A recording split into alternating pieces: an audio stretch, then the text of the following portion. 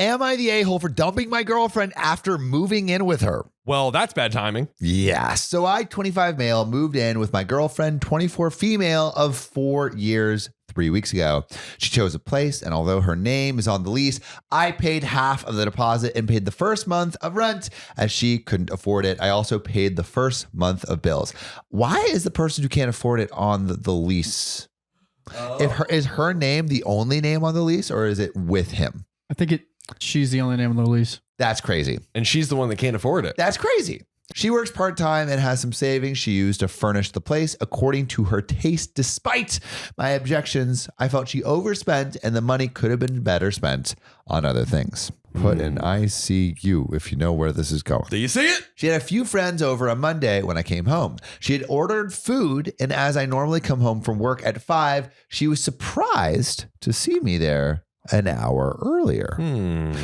They were a little drunk, and one of her friends made some strange comments, which I thought nothing of due to the alcohol as I went to the bathroom to shower. Well, when I came out of the shower, her other friends and sister was quoting me poetry that I had written to my girlfriend and was quite handsy. So like he had written poetry to his girlfriend, and this friend and sister were quoting his poetry. And getting handsy on the girlfriend? Handsy, yeah. What? Or maybe handsy with him. Let's find out. Oh, yeah. I found it odd and asked her where she had heard that. Oh, she just did it from memory. She goes, we just read your love letters to her before watching a movie. My girlfriend was laughing with them. Her sister made a remark about how she wanted me to do her the way I do her sister because she had never felt that way. Oh my God. And it feels like OP's girlfriend is on board. What? Because the girlfriend was just laughing. Like OP's girlfriend was just laughing. And sorry. Was this the friend that was getting close up on OP or the sister? To be clear, her other friend and OP's girlfriend's sister. So it was her friends and OP's girlfriend's sister. Yes. And they were getting handsy with OP. Both of them? Yeah. Oh my God. Bro. And her sister made a remark about how she wanted me to do her the way I do her sister because she had never felt that way. It was the sister. Oh my God. Okay. Wow. I'm in shock. I was furious, but due to her drunkenness, thought it was impossible to talk to her. So I left for my mother's house. On Tuesday, she called me 17 times. That's a lot. But I ignored it. She also sent many texts wanting to know why I wasn't home. On Wednesday, I told her in person how hurt I was for her sharing my intimate letters with her friends and for oversharing what we do in private. I guess OP's girlfriend was just saying how he rocks her socks. Just doing the spiciest of sleep. We're talking spiciest of sleep. Ghost pepper level spicy sleep. She said the girls were impressed with me, and that is why they got a little handsy. Man's about to get a whole harem. Bro. She said once I gave her the letters, they were hers to share with whom she pleased. So I told her that I am my own person and can make the decision to not share more of myself with her. Oh. As in, I'm going to break up with you. Oh. Today she came to my mother's apologizing. She wanted me to come back and talk it out with her. I told her no, and that we were through. Wow.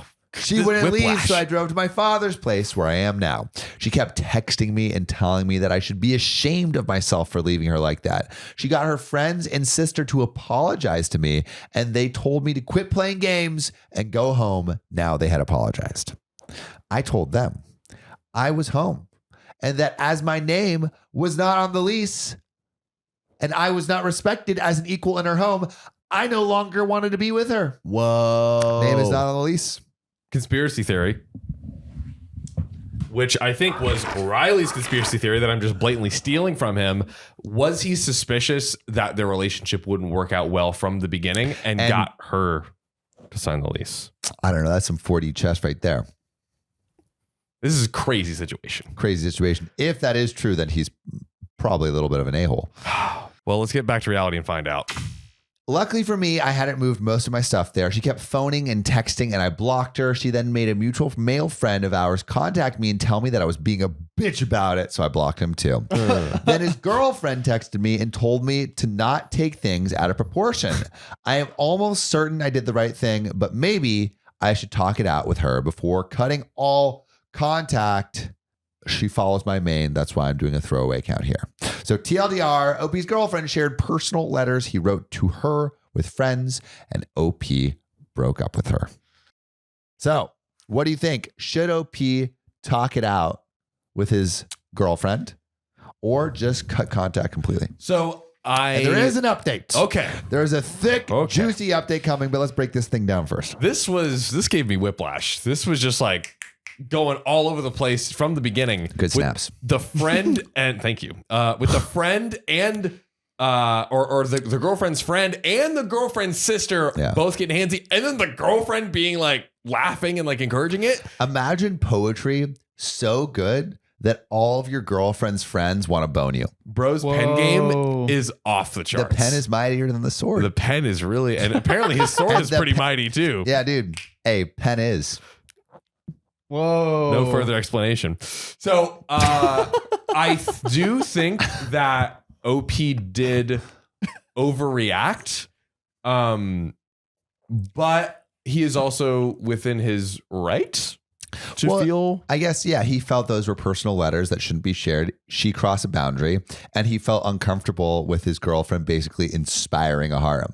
Yeah, I guess maybe he is more hung up on the like, hey, like you shared this very personal thing, and not just personal love letter, but also like about their love life. Yeah, and he's probably like, I want that to be something that is kept and some between people us. Wouldn't have any problem with that. Some people wouldn't, and some people would. Yes, and it's just like, what kind of personality do you want to be with? And this might be on everyone's minds, but like we kind of like laugh like, oh, like it's inspiring a harem or whatever, but imagine it was in the inverse scenario where it was like a guy telling his boys like, oh, look at all these love letters to me, and they're like, oh man, like we've never been loved by that. Creepy AF, right? Creepy as fuck. Yeah. The guy is absolutely within his right, and he's like, this is not what I want in a relationship.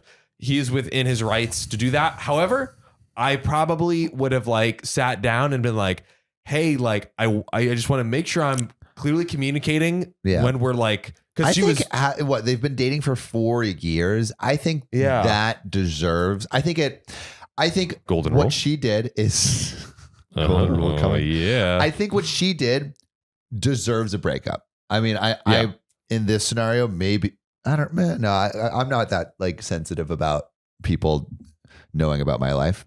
Obviously. But like, if I think what she did was not cool. But I think breaking up and blocking after and not even talking to someone after 4 years of relationship is also a little bit childish. Yes, I would agree. Especially in this scenario where it's not like there's any like abuse or anything that would make talking in person difficult. It's more just like someone transgressed a boundary. You should talk about it, even if you still plan on breaking up with that person. Yeah, I'd almost be like, hey, you can still like sit down and have a conversation where you break up with someone, but within that conversation being like, here's where you made me feel uncomfortable, like all of these things, and just having a chance to communicate back and forth, because maybe this was just a thing. She got too tipsy with her friends and whatever, and it was a total mistake. And then there's a place to work back from there. Who knows? Who knows? But I think having that conversation is really important. Yes. But there is an update. OP talks about the love letters and how they were addressed. It's not just the love letters that I wrote intimate thoughts in that got me. She shared our life too. I thought everyone knew that what happens between two people stays that way. The letters were sent and addressed to her when I was abroad, and it had a lot of info about my family, and I never thought she would share them with people I didn't address them to. There was information about my family in those letters. The intimacy that was shared with their friends was without my consent, and I never discuss her with my friends like that, which I think is totally fair, but that is definitely not everyone. Not everyone believes that in that same level of like, Yeah. It's a very big generalization. It's a generalization. Although I will say most people do kind of keep most of their like life to themselves, but like you can't assume everyone, especially your partner. Yeah. is that way. Unless it's specifically talked about. You got to communicate it. Yeah. Exactly. Like I know girls that will like anything that a guy sends them will immediately go in a group chat. Right. Like Riley and I have had conversations like when you talk to your girl, you're talking to her whole friend group. Yeah. And like I think that is like generally like right, Riley? You just blew, no, 100%. You just blew my mind. Wow. At first, until you get right until you pass the test. Yeah, until you pass the test. Yeah, it's like the and then it becomes more private. I feel like it's different when guys do it. Well, it just depends how it's done. Yeah, I think it depends. Yeah. Mm. But what do you got for me, Sammy? So another comment says 9 and 3 of 4 says info, not the a-hole for breaking up, but what arrangements did you agree on before you moved in case of breaking up? Leaving her stranded with a place she can't afford because you were meant to both pay is a dick move, which I agree. Why are you not on the lease? So OP responds, we were supposed to go half and half, but she overspent on the stuff she bought. I covered her end with understanding she would chip in a few months when she had saved up. The lease is 12 months plus 2 months for the deposit. If it's broken, the remainder of the lease has to be paid. I wanted to be on the lease, but the landlord said only one person could be on it. I offered to put my name on it and she vetoed it. No. She wanted to own her first place as she had never rented before. So we agreed it would be good for her self-confidence. Okay. So this was a decision that she asked for. And it sounds like he paid for like the first like 2 months in furniture and stuff. Is that right? No, she paid too much on furniture. But he paid for the first couple months until she kind of like was able to together. Get back. Yeah. But still an a-hole move to just back out of a lease. Like even if you were just living with a roommate, like you wouldn't just like leave randomly. You would give at least 30 days. Yeah, I think 30 days. Yeah. You give 30. You're like, listen, I will. You could do this. I'm leaving immediately. I'm paying for the next month, but then after that, you're on your own. Yeah. That I think feels more.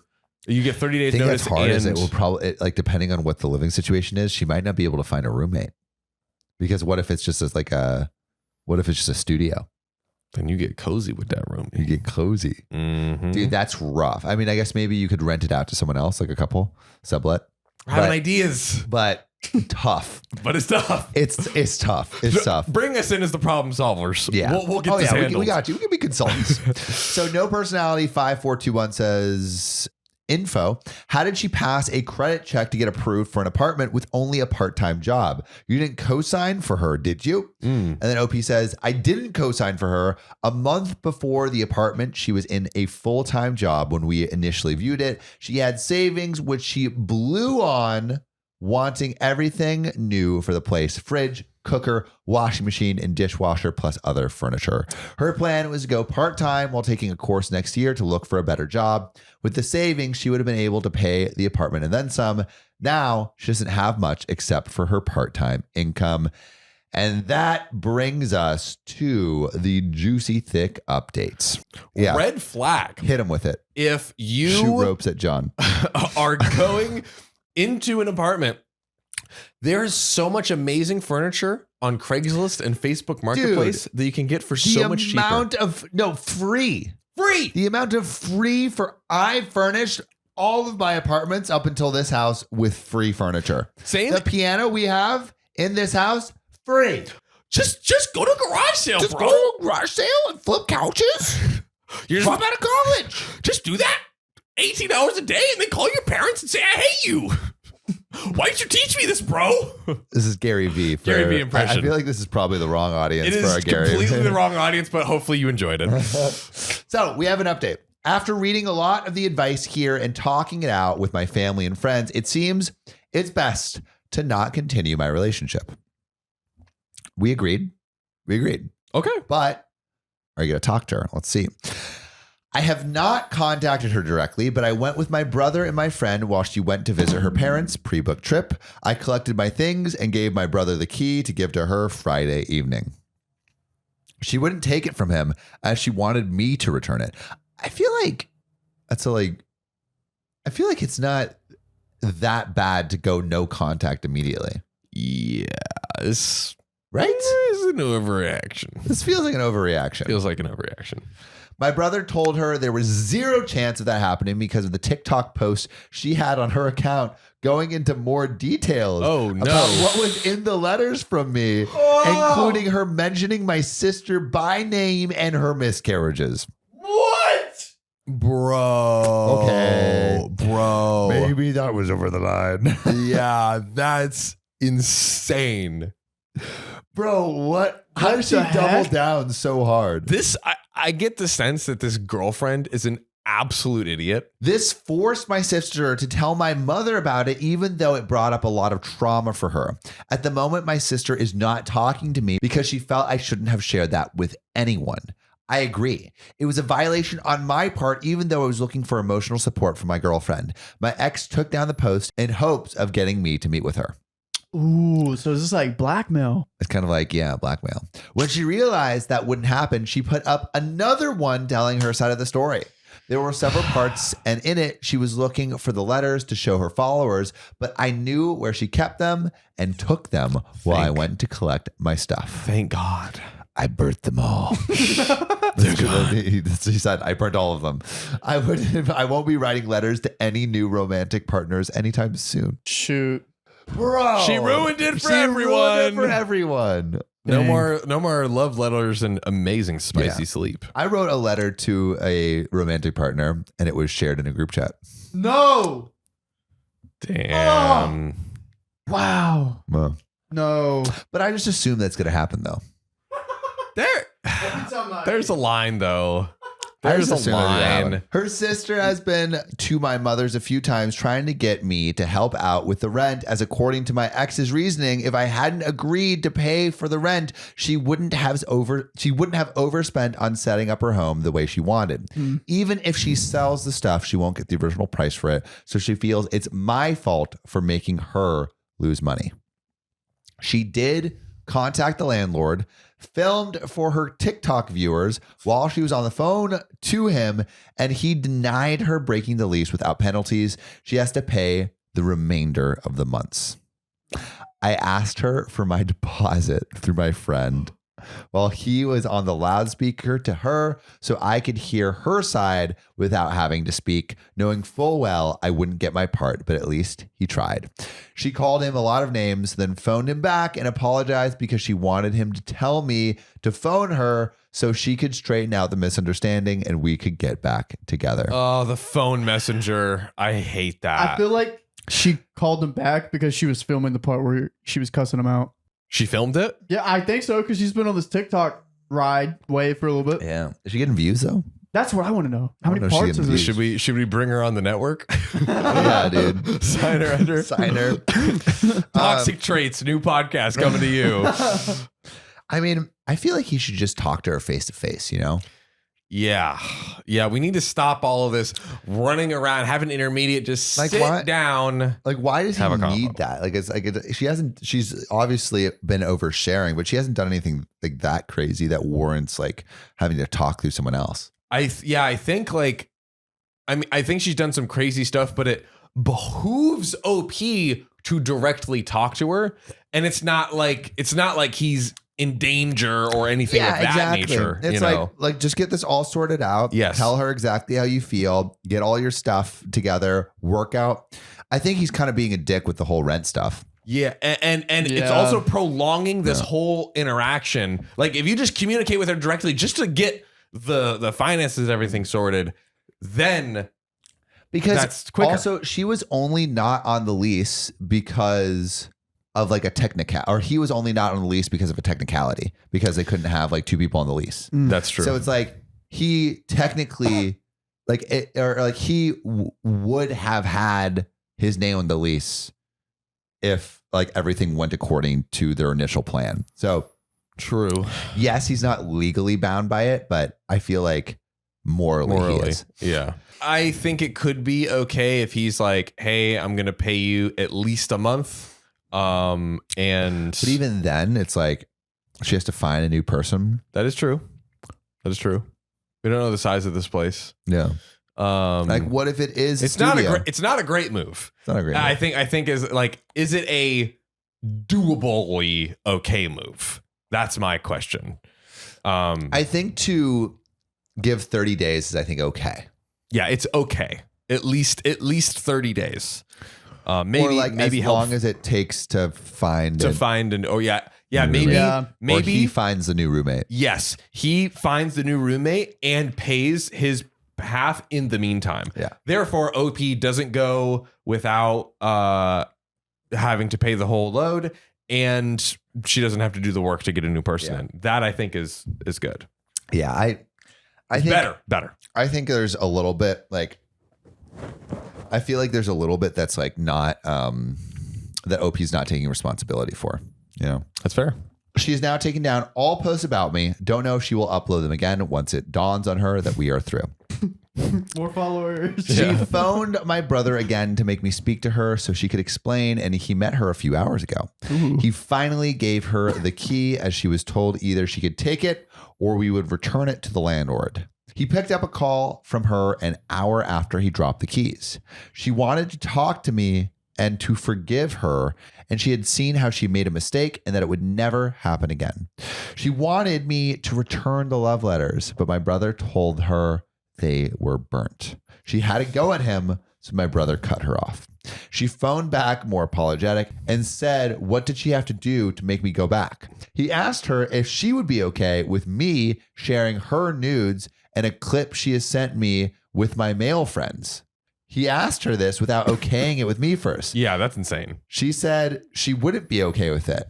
I guess the double standard has completely turned me off, as she told my brother that if you receive something through a romantic relationship, then it stays between those four eyes. It's not that she doesn't understand that what she did is wrong. It's she expects me to be okay with it, as in her mind, her feelings matter more in the relationship. She also thinks that me being taller and bigger than her, that she shouldn't have felt threatened by her friends or sisters, as I was not in harm's way. He then blocked her, as she phoned him several times over and left him crying messages and then some angry messages to delete her.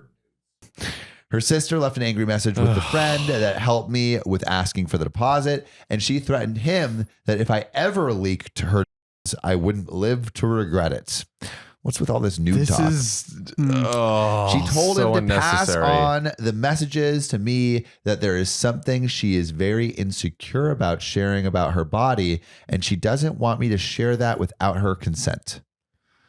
I think this all started This because all stems from the hypothetical. The brother said a hypothetical, and that is also a terrible hypothetical. Those two things are not equivalent at all.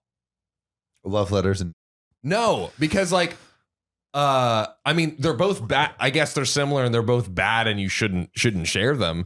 But like, that's like one, illegal, almost certainly, right? Two, yes, there is having some private communication, whatever, between someone, but I don't know. To me, that's worse. I'm sorry. I agree. That's worse. yeah, sharing. Yeah, especially of a woman. Yeah. Like that's really bad. Well, you're gonna just share to me anytime. Yes. Yeah. I do. Calendar coming to you. Join our Discord. Yeah. How do you think we make all this money, Sam? I'm getting a new number, as I can do so with my current payment plan. I'm going forward from this and hoping that I make better decisions in the future. Thank you to all that helped me with good advice. TLDR, ex-girlfriend breached OP's trust and the relationship is over. And we have some quick relevant comments before we wrap this story up. But while I'm reading these relevant comments, do you think OP made the right decision? Do you think going no contact immediately was the right decision? And do you think nudes are equal to love letters or not? Let us know in the comments. But relevant comments. So OP on his family communicating with his ex. OP says, my family is ignoring her. They are not enjoying this. My brother and my friends have blocked her on their phones. Her sister came to my mother's home. She also came to my mother's home. My mother doesn't even open the door when she sees it's someone from their side now, and she will continue to do so. I admit I made a mistake with revealing about my sister's miscarriages, but I thought my now ex would keep it quiet and emotionally support me. It was not my direct trauma, but seeing my sister suffer and her calling me all the time during the day and night when she went through miscarriages was hard on my mental health. And then OP on pictures he had of his ex and deleting them in front of her. I don't want to meet her again. We are done. I don't owe her peace of mind, as many told me in my DMs. I would never post them, but it's not my problem anymore. Any hangups she has are her own. I don't know about that part. I hate all of this. So to answer your questions, firstly, about how he was handling things. I think he made all the wrong decisions. I think everyone here made all the wrong decisions at every single point. The girlfriend sharing all the stories and everything that was happening and like doxing people. The boyfriend immediately going like, I'm breaking up with you. I'm never talking to you again. Elongating this whole process. The brother with this stupid hypothetical that Dude, and totally over OP. Yes, like all of this stuff with the nudes came from nowhere but the brother's idiot mouth. Yeah. But OP, you're not safe because you're an idiot too, because you should be like, yeah, of course I'll delete it and send you like you should absolutely do that. It's like especially when requested. And if you're trying to show that you're like the better example of like what to do in these types of situations, you should be the bigger person to do that and not be like, oh, well, too bad. Like that, because that makes her feel like, oh, what if he does? What if he decides to get revenge on me? Yeah. Yes, OP doesn't owe her anything. Yes. But if he's literally just thinking selfishly, if he's just thinking, I just want to be done with this, I don't want this person being crazy and going all over the place, the best thing would be to delete it in front of her. Yes. Yes. He is also being petty, I feel. Yeah. Because he wants to like, you're going to do this? Fine. I'm never going to talk to you again. Yeah. You put me on all these TikToks. Fine. I don't know what will happen to your nudes. What happens from here? We're just cutting contact. But yeah. Well, but his response though of like, because she reached out or something, it was like, oh, I want you to like give me proof of the nudes being deleted. Oh, it's like I'm not gonna send you proof. This is like at this point, this is like out of my hands. We're out of the relationship. It doesn't even matter anymore. When that actually does matter. Absolutely. Oh my God. Yeah. It's a crap show. Super stinky crap show. Something also I learned today is so this girl that I've been seeing, she says she would never date someone with a Snapchat because apparently people are like using Snapchats to send nudes all the time. I knew that was a thing in like high school, Right. but like the people are still doing that, like adults I guess so. on Snapchat I guess so. to like hide it from people. That's crazy. You would think, I mean, high school, it makes sense because you don't even need 10 seconds. Now as an adult, I don't know. They don't have the That's 10-second thing understandable. anymore. They took credit of it. They got rid of it. Oh, really? Yeah. That's why they're using it. We don't even know. I haven't used Snapchat in ages. Neither have I. Yeah. That's crazy. Yeah, dude. I didn't know that either. I also like, I guess I get sending nudes in like a long distance relationship, but since I haven't been in a long distance relationship, I really, You just go see that them is true. in the person. I'm not really like, I'm like, yeah, like send me nudes or sending. Yeah. I think I'd feel uncomfortable. Like, what if someone hacks my phone? That's true. But that being said, when I was in a long distance relationship, Nude City. Dude, just songs left, right, and center. Yeah, so many. So let's get into this next story. My roommate is a nightmare, so I want to warn my friends about her. I am really lost on what to do about my nightmare roommate. We have been friends for nearly our entire lives, but now that we moved into an apartment together, her behavior towards me has changed a lot. While we are really good half of the time, the other half, and it's been slowly increasing, I am constantly walking on eggshells. By the way, this comes from The Bug 04 on the r/OK Storytime subreddit. I think she may have some sort of mental illness, and while I have encouraged her to get help whenever she makes comments, she thinks she doesn't need any. I get verbally and emotionally attacked every week. The problem is that we were supposed to room with our two close friends next semester. They were friends at first, but when Eleanor started at our college, I introduced her to them, and we all meshed together really well. After everything that I will describe below, I decided that I will not live with Eleanor again, no matter what. She has been borderline emotionally abusive, and I'm pretty sure she did something to my emotional support animal. Legit ESA prescribed by my psychiatrist for severe anxiety and depression. Oh, this Eleanor, you're about to get some hating, because that's heinous. That is heinous. I am the type of person who will take a lot of crap, a recovering people pleaser, lol. But when it comes to those I care about the most, I am extremely protective. It has been freaking aching me not to talk to friend number one about it, because we talk about everything together.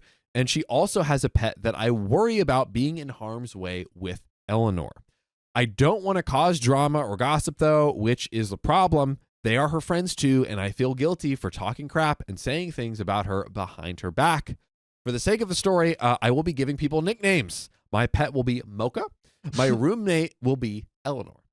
So before I get into what happened on Friday morning, I should give you all a little bit of background. Over the past few months, she's been getting more and more anxious and aggressive in the apartment. She gets really angry at me over a lot of little things and then takes them out on me, such as the one time I washed a dish with tomato sauce. It's an iron pan, and you cast can't wash it with cast iron. Thank you, cook. And you have to wash Chef. it without soap. You got to do it a certain way. Opie says it was mostly water at this point in it, and it went down the drain because it might clog the drain. She got irritated that our friend called her to check up on her the other day, and it ruined her schedule for the day. She's like, How dare you check in on me? you almost could have destroyed the sink. On that note, she almost got mad because I did the dishes for her one time, and that ruined her schedule for the day. How dare you? How dare you? How freaking dare you? I literally did the dishes for her and baked brownies because I knew she was having a stressful day, and I wanted to help. No. Unacceptable. Whenever we are in the apartment together, she gets irritated a lot of the time if I talk to her. She spends the majority of her time playing her Switch in bed or studying, and rarely ever wants to talk or spend time with me.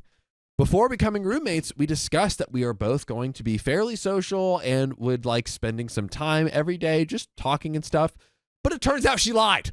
She didn't want to talk to you. And she's a dirty liar. Dare I say dirtier than that tomatoey dish. Disgusting. The only reason I ever wanted to be in our apartment was because I had Mocha, the emotional support animal, there to keep me company and help me with my anxiety. What is Mocha? We don't know. A bit. A little bit. I get extremely anxious in the apartment because I always seem to be walking on eggshells to appeal to Eleanor, who will take it out on me whenever she is in a bad mood. Literally, anytime something has gone wrong with an exam or her schedule gets messed up, everything ends up being my fault, and she starts crying and going off of me. Also, again, to remind you, her schedule being disrupted is her friend checking up on her, Yeah. OP doing the dishes and baking her brownies. These are the activities that gets her schedule messed up. Yeah, this is too far. Then not even 15 minutes after she finishes, she will be completely back to her normal self. It's really draining and anxiety inducing. Even typing this out, my heart is beating through my chest. I feel crazy too, because roughly half the time she is a good and caring roommate slash friend slash roommate, while the other half, she is literally psycho and has me in fear for my safety. It's gotten worse and worse throughout the semester as her fits of anxiety and anger happen more and more.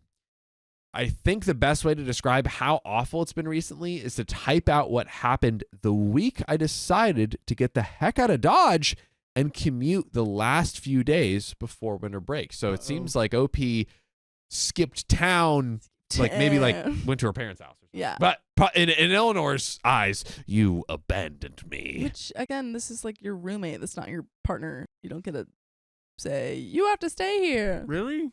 But I can even I if- can leave? On to the week that changed everything. I think this is basically an update here. Dum, dum, dum. Monday, I brought Mocha this week. It's a dog. Not the drink. Yep. To be clear. I bring her every week so that Eleanor doesn't have to deal with the horrible noise all the time, because I was extra stressed out and I really needed her to help me be grounded, because she's a huge part of my therapy and coping mechanisms.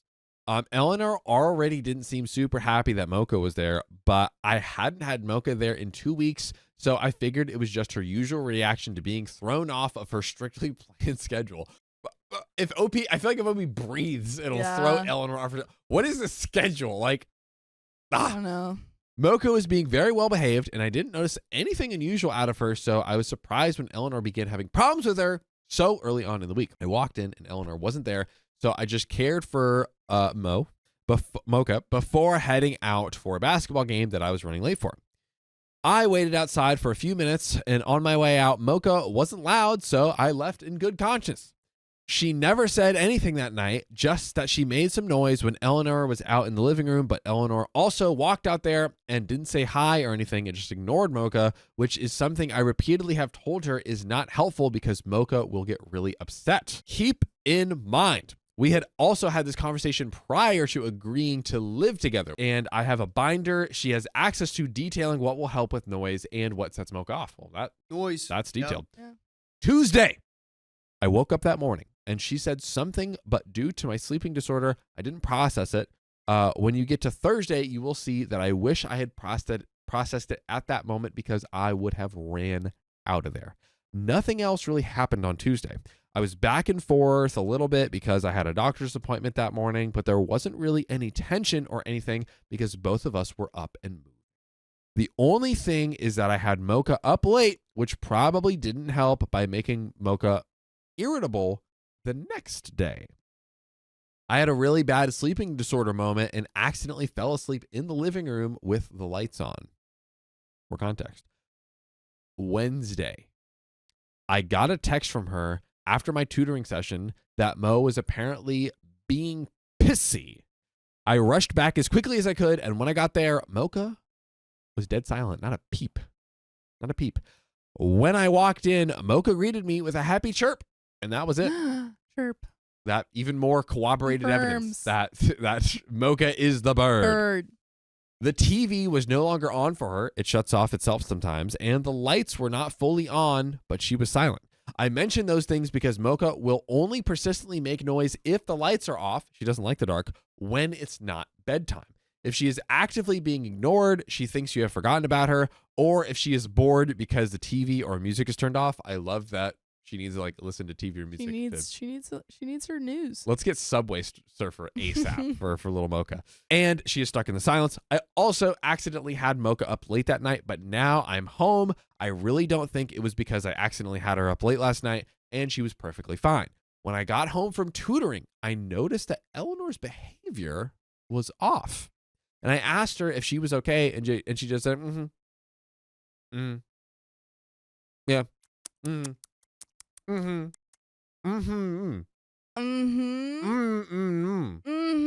That's it? That's it. So I figured if something had happened, she would tell me. I ended up sitting out in the living room trying to avoid her in her mood to avoid getting lashed out at. I was sitting on the couch with Mocha on my shoulder when Eleanor came huffing out of the room. Mocha walked herself into her cage and hid behind me.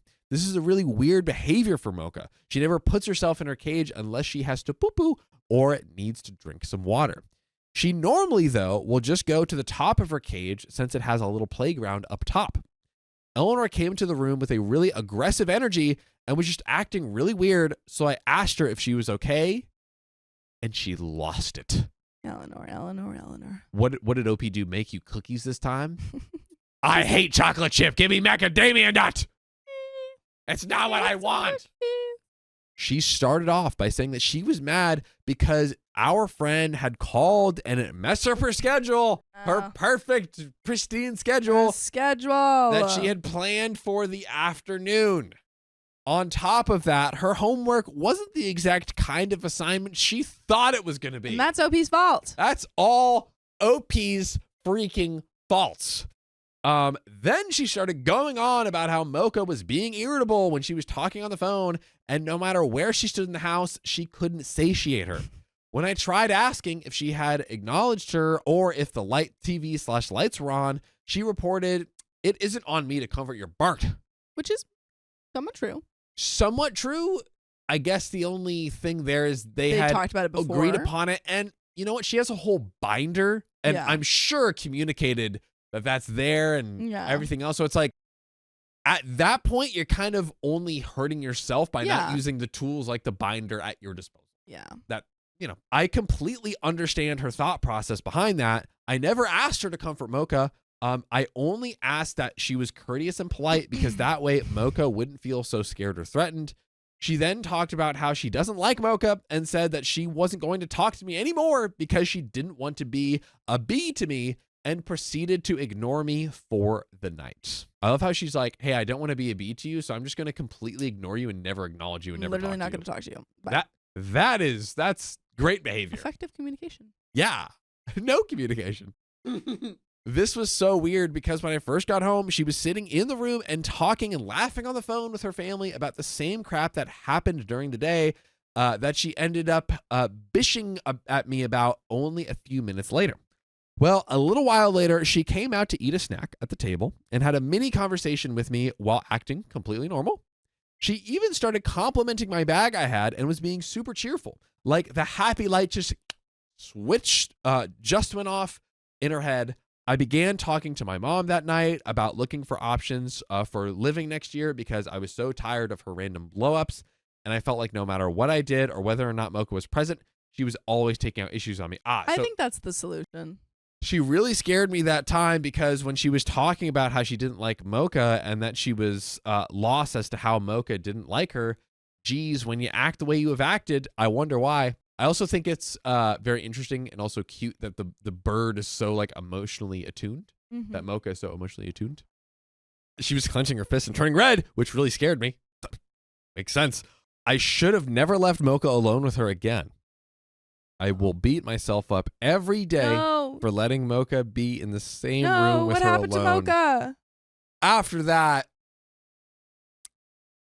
put a very, very tragic ICU in the comments. No. If you see Mocha, what might happen. no. Yeah, I will say there are no more pictures on Reddit of Mocha after this post. Well, it's Thursday. I woke up in the morning and immediately went out and stayed with Mocha in the living room, keeping her calm. Okay. Once Eleanor was awake, I took out the trash after triple checking I was okay because Mocha might get mad and noisy for a minute. She didn't. And Eleanor was acting like she had never been bothered by the noise, and I was perfectly fine because it was such a short period of time. I also love how OP is Mocha's emotional support person. Yeah. It's cute. Mutual. She left around 1 p.m. and I ended up staying home for my first class to get work done and to stay with Mocha because I had a group that night and I didn't want her to be upset and possibly upset Eleanor again because I emotionally could not handle being yelled at again. Eleanor ended up going to a friend's house to study, which really ticked me off because I am pretty darn sure that she went over there to talk crap to them about Mocha and make it seem like Mocha is so terrible because we were all supposed to room together next year. Yeah, she's talking crap to the other two, friend number 1 and 2 they were planning on living with. When I was leaving my last class, she texted me asking if I was on my way home and whether or not Mocha would be okay to be by herself for a minute, which really confused me because she has never ever seemed to care about Mocha like that. The only way she has ever been kind or caring to Mocha is when she uncovers her cage if she wakes up before I do, but that's more for Eleanor's well-being because Mocha will get upset if you are in the room walking around and doing things. If she's covered, it's scary not being able to see what's going on. Makes sense. It's like, hey, why am I still in the dark? What's going on? I told her no, that Mocha was perfectly fine and asked how she had been behaving. She said that she had been fussy and that she had just been ignoring her with her headphones. Why the heck didn't you do that yesterday? A few minutes later, after she left, I saw her in her car as my bus arrived. I walk up to the door. It was dead silent. Same condition as yesterday, where she was in the semi-dark, but it was okay. However, I noticed her pacing in her cage, acting really anxious. She's live. She's live, guys. Yeah. Ooh, man, I was worried. I had a religious group that night, but the time Eleanor was supposed to get back was later than my group, so I ended up going. Before I left, though, I comforted Mocha, who felt much better after some snuggles, and I put the TV on and colorful lights for her so she would be happy while I was gone. I also gave her some treats, so she wasn't even fazed when I left. I talked to my mom the whole car ride to church because I was an anxious mess. I just knew that Eleanor had done something to Mocha because Mocha had never acted like that. And I felt so selfish for going to church, but I literally didn't know where else to turn because I felt lost and scared. I got back a few hours before Eleanor got home, and I just sat there and tried to come up with a game plan for next year because I had no idea what I was supposed to do after the past 24 hours, but I needed to get Mocha out of there. I made up my mind. No matter what I ended up doing living-wise, Mocha would never be in the apartment with Eleanor again because I knew in my gut that something bad had transpired because there was no other reason that Mocha would be acting like that. What did you do? What did you do, Eleanor? What did you do? The moment I saw Mocha pluck a feather out after church, I died a little bit inside because I knew I had failed to protect my baby from that monster, which I guess that's like bad a very, sign. It's like a sign of stress, I think. At midnight, she cheerily came into the room and said she needed to talk. Eleanor, not Mocha the bird. And I knew exactly what she wanted to talk about. I had called it earlier when I was talking to my mom that she was going to come back and talk about how living with my bird was too much and she couldn't do it anymore. She approached the conversation by sitting on the opposite side of the couch and placing several pillows in between us. Okay. Which I found odd because pillows were not about to ease the blow of the words being said during this conversation. If the convo details are confusing, I can attach the screenshots of what I sent to my mom. It's hard for me to remember every little detail of the conversation because this is when my medicine for my neurological disorder had just worn off and I was feeling incredibly sleepy and not okay. She started off saying that she's sorry if it's inconvenient for me because I had a busy weekend coming up, but she didn't want to hold in her feelings anymore because she didn't want to be stressed out thinking about the conversation all weekend so she could relax.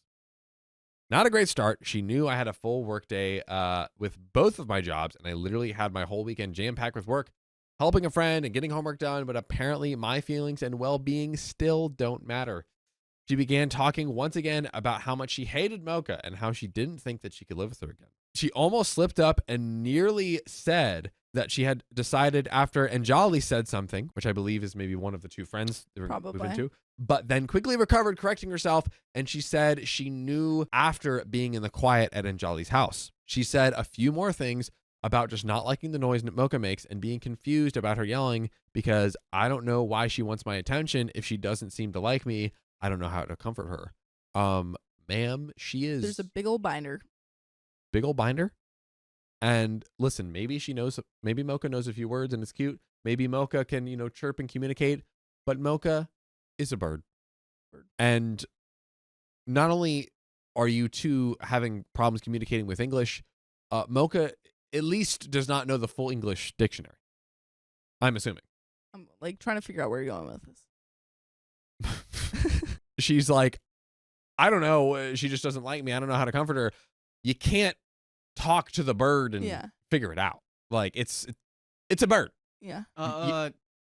It's a parrot. And yes, you can, John. Parrot.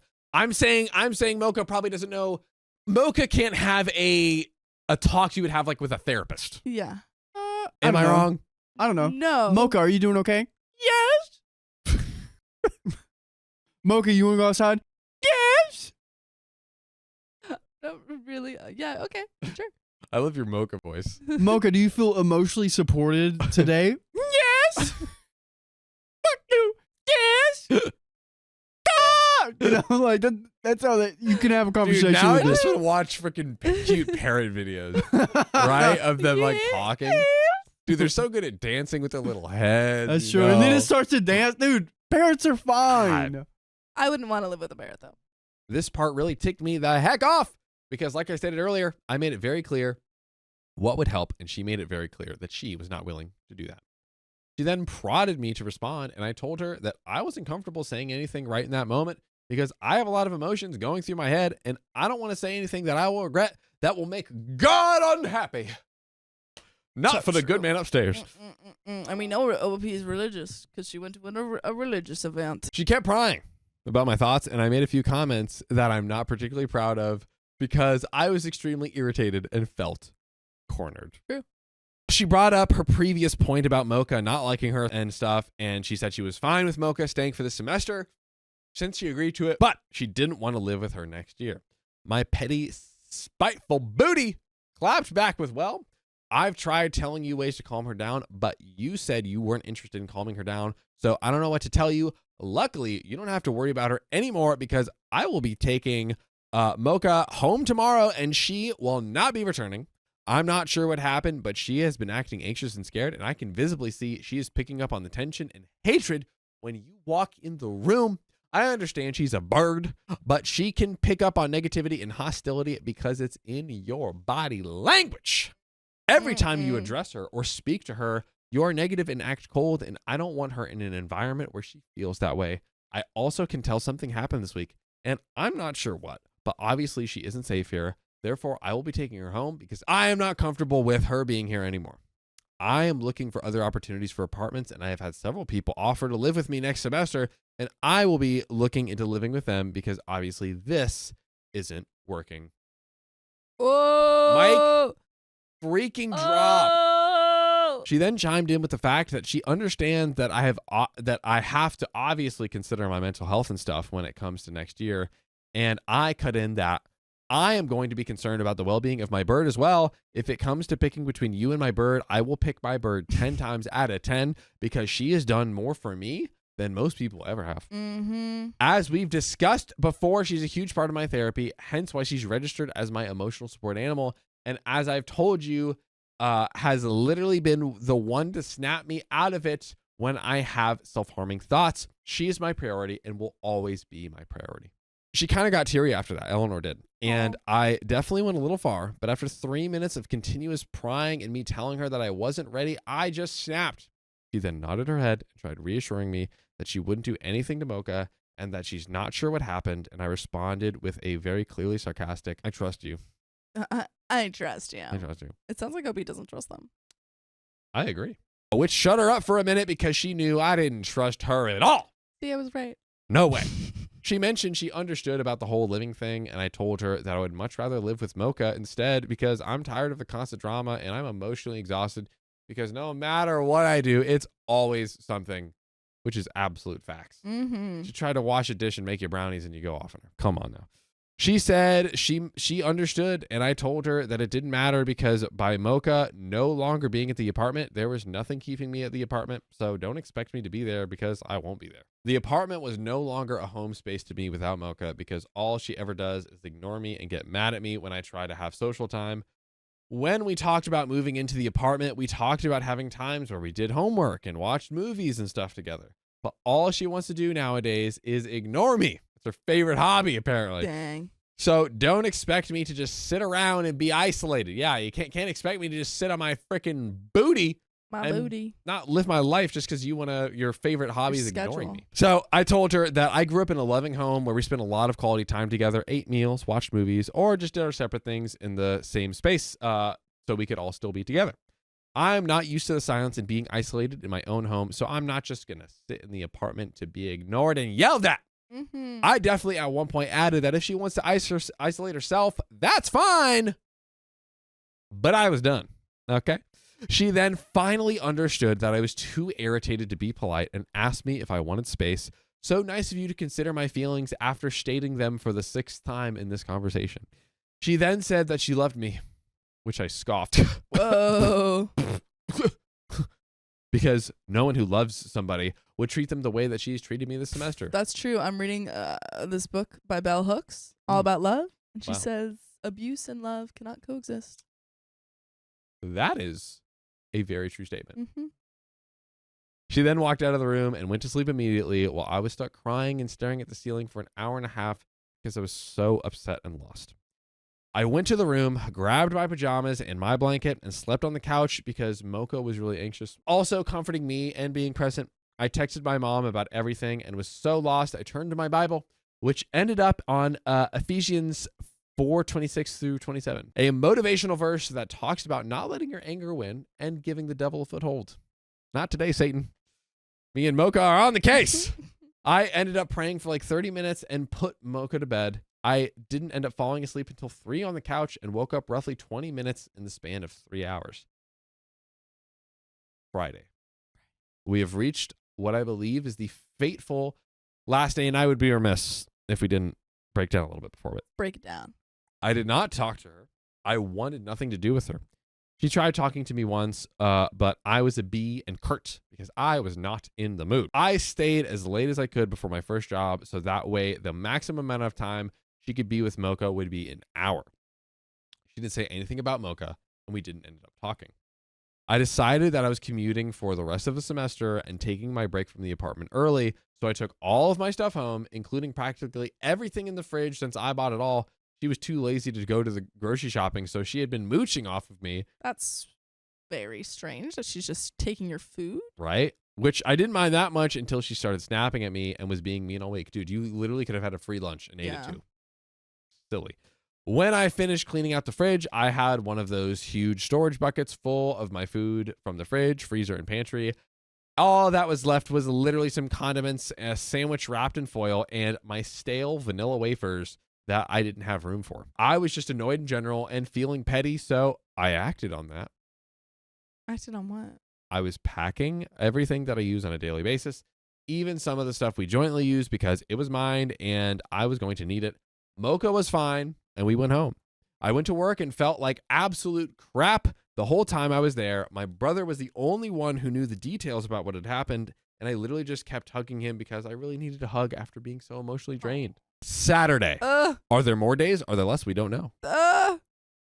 She walked into work. I got her a job at my work this past summer. Wow, OP is literally the He's helping everybody, yeah. Like, literally, she has lost out on such an amazing friendship. It's crazy. And sat next to me acting like we were completely fine. She had the audacity to ask me about how Mocha was doing. You don't care. Right. To which I replied that she was fine now that she was finally safe and okay. Ooh. She brought up how she thinks it was maintenance who came Monday before she was acting weird. And I responded with, I'm sure you think it was.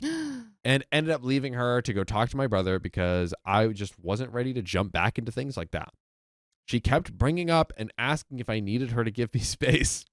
Yes. The irony. It's so funny because she's done this multiple times. She's like, do you want me to give you space? Hey, do you want space? Do you want space? Oh, wait. Sorry. Do you want space? Should I get a little closer to ask you if you want space? Do you want space? Sorry, wait. Sorry. Do you want space? I just wasn't sure if you needed space or not. Should I give that to you? Should I Space. Should I give you space? Should I do that? Space. To which I told her that I didn't because we were at work and being professionals. Yeah, there we go. To Sophia's very eloquent, well-explained point. Super eloquent soup point. There we go. I'm not thinking about the whole thing after exams are over for both of our sakes. So the first time she brought it up, she talked about how I could go ahead and bring my stuff home if I wanted because she would be fine without it for the break. I rolled my eyes and said, I already did that because it was my freaking stuff, bro. Ooh. I added the bro part. Bruh. She brought it up twice afterwards. Bro, Eleanor does not get when a talking conversation topic has finished. You've beaten it. You've beaten it to the bone. Dude, where I responded that I wanted to wait until after exams to talk about my feelings and discuss the whole thing both times when Eleanor asked. But then she decides to have control over the situation again and told me that I should just wait until January when I had time to calm down because she knew I had a lot of stuff that I was processing and needed to handle. That part ticked me off because the way she phrased that in person really ticked me off. But she's like, that ticked me off because the way she phrased it ticked me off. Love it. God's watching. The exact way she did it, the exact way she said it, which I can't remember, implied that this was just me going through something of my own creation, not suffering through the bull crap that she is putting me through. I then said once again, I would be texting her over break when I have space and we have time to process whatever emotions came out of our conversation. I will text her when I am ready because right now I am still processing and trying to get through the finals week of the semester. OP's frustration is coursing through my veins right now. I'm frustrated. I feel that I have like... I'm PO'd. Right now, we haven't talked since I left on Saturday, and I'm not planning on talking to her until I feel because the ball is in my court now. The ball's in your court. And I mean, she did say, give me time. Like, she at least communicated that. Mm-hmm. I'm not done fully processing my feelings and planning for what is to come. I am now having to change plans for living because it was Eleanor and I going into an apartment with two of our friends. However, I refuse to be stuck living in a space with her again because even without Mocha there, she will randomly find things to yell at me about. Oh man. It's true, Sophia.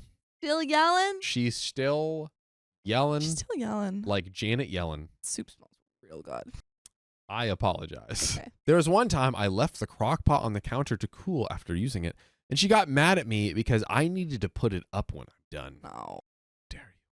Keep in mind that I made dinner for us and 2 friends that night, and I had done all of my dishes, so she had no reason to be angry about anything to do with me cooking. Yeah, you freaking put away the crock pot. That's ridiculous. Yeah. If I'm cooking for other people, they're cleaning. Okay? Right? Cleaning. You're a crock knot. It was out of the way so she could reach everything else. It just wasn't cool enough for me to feel comfortable putting it back in the wooden pantry yet. There you go, trying to prevent a freaking fire, dude. I unfortunately can't move out now because I can't afford to lose the money I would lose, but I do have plans to keep myself out of the apartment or just out of her way while I'm navigating next semester. Smart. I tried talking to housing, but they won't allow me to cancel for the next semester without losing $2,000. Hey, $2,000, big one. Pricey. Not nothing. When I asked about switching rooms, they told me they can't guarantee I'll have any of the apartments available, and I may have to live in a dorm again. I've lost over 11 pounds because of the stress and being afraid to use my own kitchen. My gosh. Oh my God. I've stopped cooking and inviting people over because my anxiety about using things in my own apartment is so bad because I don't want to be yelled at or worse, hurt if she gets to that point. My worry is that if I don't tell my friends, they could potentially end up suffering like I am, and I don't want to do that to them. I have never felt so trapped and cornered in my life. Not concerned, cornered, but probably concerned as well. Mm-hmm. And it's getting to the point where I am now constantly being passive aggressive with her and petty because I feel like that's the only way I'm going to get her to step back and give me some space. She still texts me ever so often asking about my plans for going back to the apartment. I'm not. We're on break, and she knew that. Mm-hmm. If I can cover her shifts or some random other things that she needs from me. I went back to the apartment once to grab something, and she was there. I literally couldn't even go because I was about to have a panic attack just getting out of my car. Before you are too concerned, I have a therapist, family, church, other friends, and my doctor to monitor my weight. There for my support. We love healthy tackling of problems. Woo! Heck yeah. Good on you, OP, for doing that. Truly. Even though in my darkest moments, it feels like I'm not going through this entirely alone. That is great here. I will accept any judgment you give me.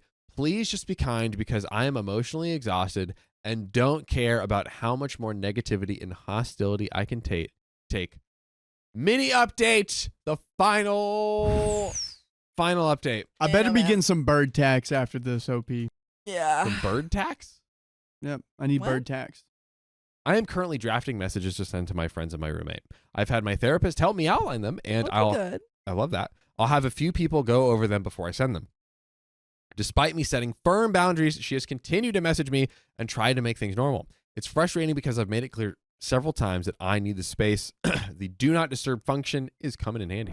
By the way, you can not hit do not disturb by tapping our profile and joining our live. We're live on Facebook, YouTube. Just tap our profile. Come on in. Hang out with us. Let's have a great freaking time. I'm going to text my friends sometime this week, but it depends on what they're doing. Unlike my roommate, I actually care about the timing of things. I don't worry about ruining their schedules. And I don't want to ruin anyone's vacations or stress anyone out during a stressful time.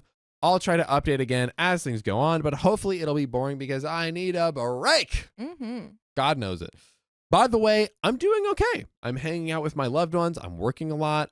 So while I haven't had a lot of time to chill, I'm happy and calm. Mocha is also okay. Mocha's made it. And we have a few sentences left. Maybe Mocha's life is in danger. We don't know. Oh my God. She has been enjoying home safe and getting all the positive attentions and treats until. What? Just kidding. Oh, thank God.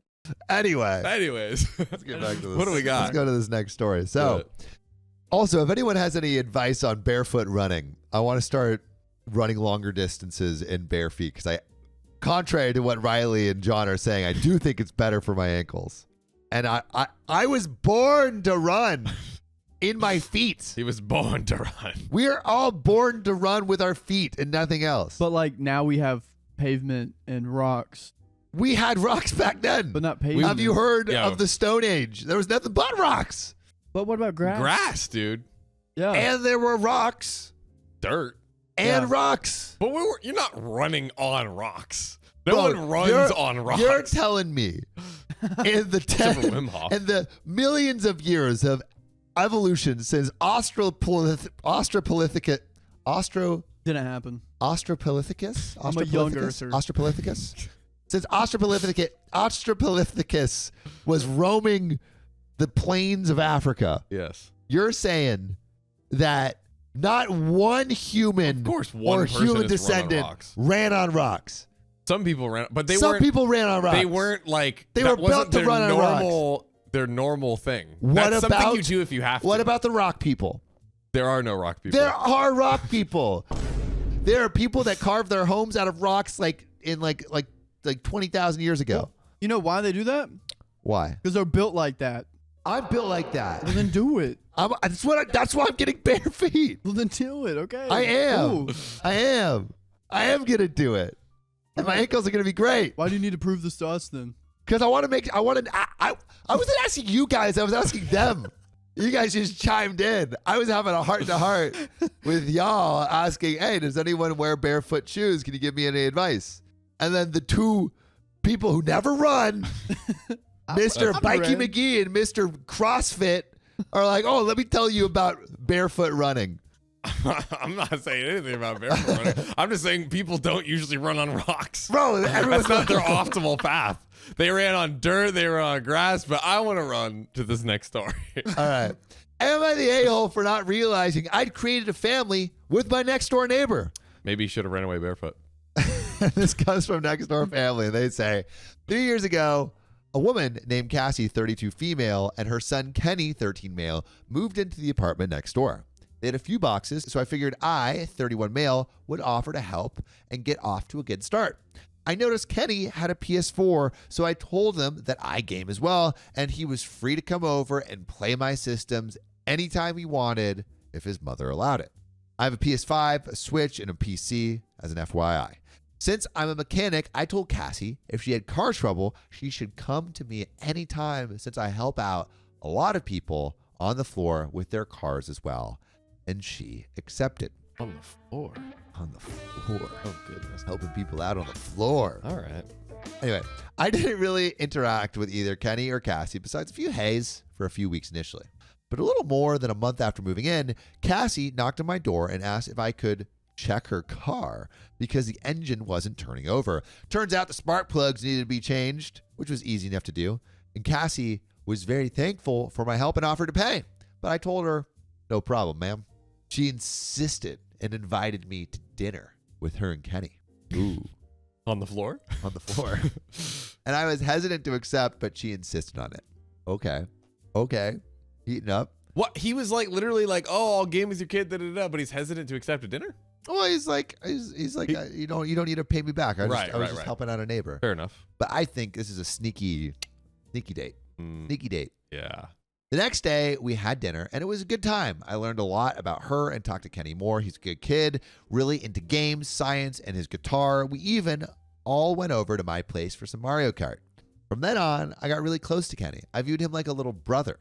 He came over to play my games almost every day, and I even started teaching him about cars. I've even brought him to my shop to introduce him to tools. Aw. That is literally so adorable. Like a little stepdad. He's a quick study. And he even told Cassie he wants to be a mechanic just like me. I told him, kid, you got to aim higher. Become an engineer. He's now even looking into engineering programs. Dude. At 13? Oh, bro, in Silicon Valley, he's late. Like, bro, you haven't sold $1 billion startup by the time you're 13 years old. Get out of my face. Yeah. Well, the other day, Kenny brought one of his friends over to his apartment. I met the friend, and he said, this is OP. He's like my dad. Not going to lie. That took me by surprise. I always viewed Kenny as my little brother. But here he is saying I'm like a dad to him. I asked Cassie about this, and she seemed surprised I even asked. She said that she would never force that role on me, but that he did view me as his father. Oh, he even hoped that me and Cassie would get together so that we can be a real family. Cassie's saying the kid said this? Or Yeah. The kid said this? And then Cassie then said she wouldn't mind that either. I asked her if she was asking me out. She just smiled and said, yeah. Dude. Oh my gosh. I was Dude. surprised, but said, okay. OP is just surprised all the time. Sure, I was shocked. I was flabbergasted. Let's go, OP. Okay.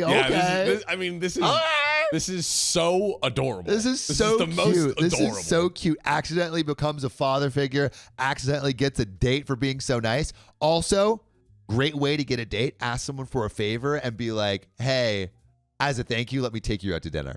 I did that one time. I took care of my neighbor's goats, and she took me out to dinner. You got that goat? She said, I'm going to be gone for a week. Can you take care of my goats? I said, yeah. The Anytime. fact that Riley is like, yeah, the favor was taking care of their goats. Wait. Bro. She asked you for a favor to take care of goats? Yeah. And then she's like, thank you. I'll take you out to dinner. And she took me to sushi in the movie. You were like, That's a date. You seized the opportunity. You're like, oh, like, let That's me a do date. something nice. No. She asked him out. Yeah. Yeah, but that's the point, right? Like he saw an opportunity, like, oh, like let me do this favor, and then hopefully in return she'll be. I don't like, think. Were you thinking you were getting a date out of it? I thought I was going to get like $20, but then Then you got a I date. got a date out of But it. then it happened. Yeah. And then my dad took me outside, and he was like, all you could see could be yours, because like her parents own the land across like that touched ours. And he said, Yeah. all the land you could see could be yours. What Like happened? Mufasa. I'm just not my type. And also, I shouldn't say, you guys are going to clown me like crazy.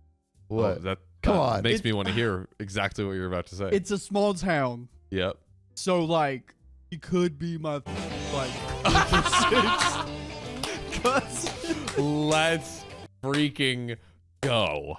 Let's freaking go. Oh my god. That's like- amazing.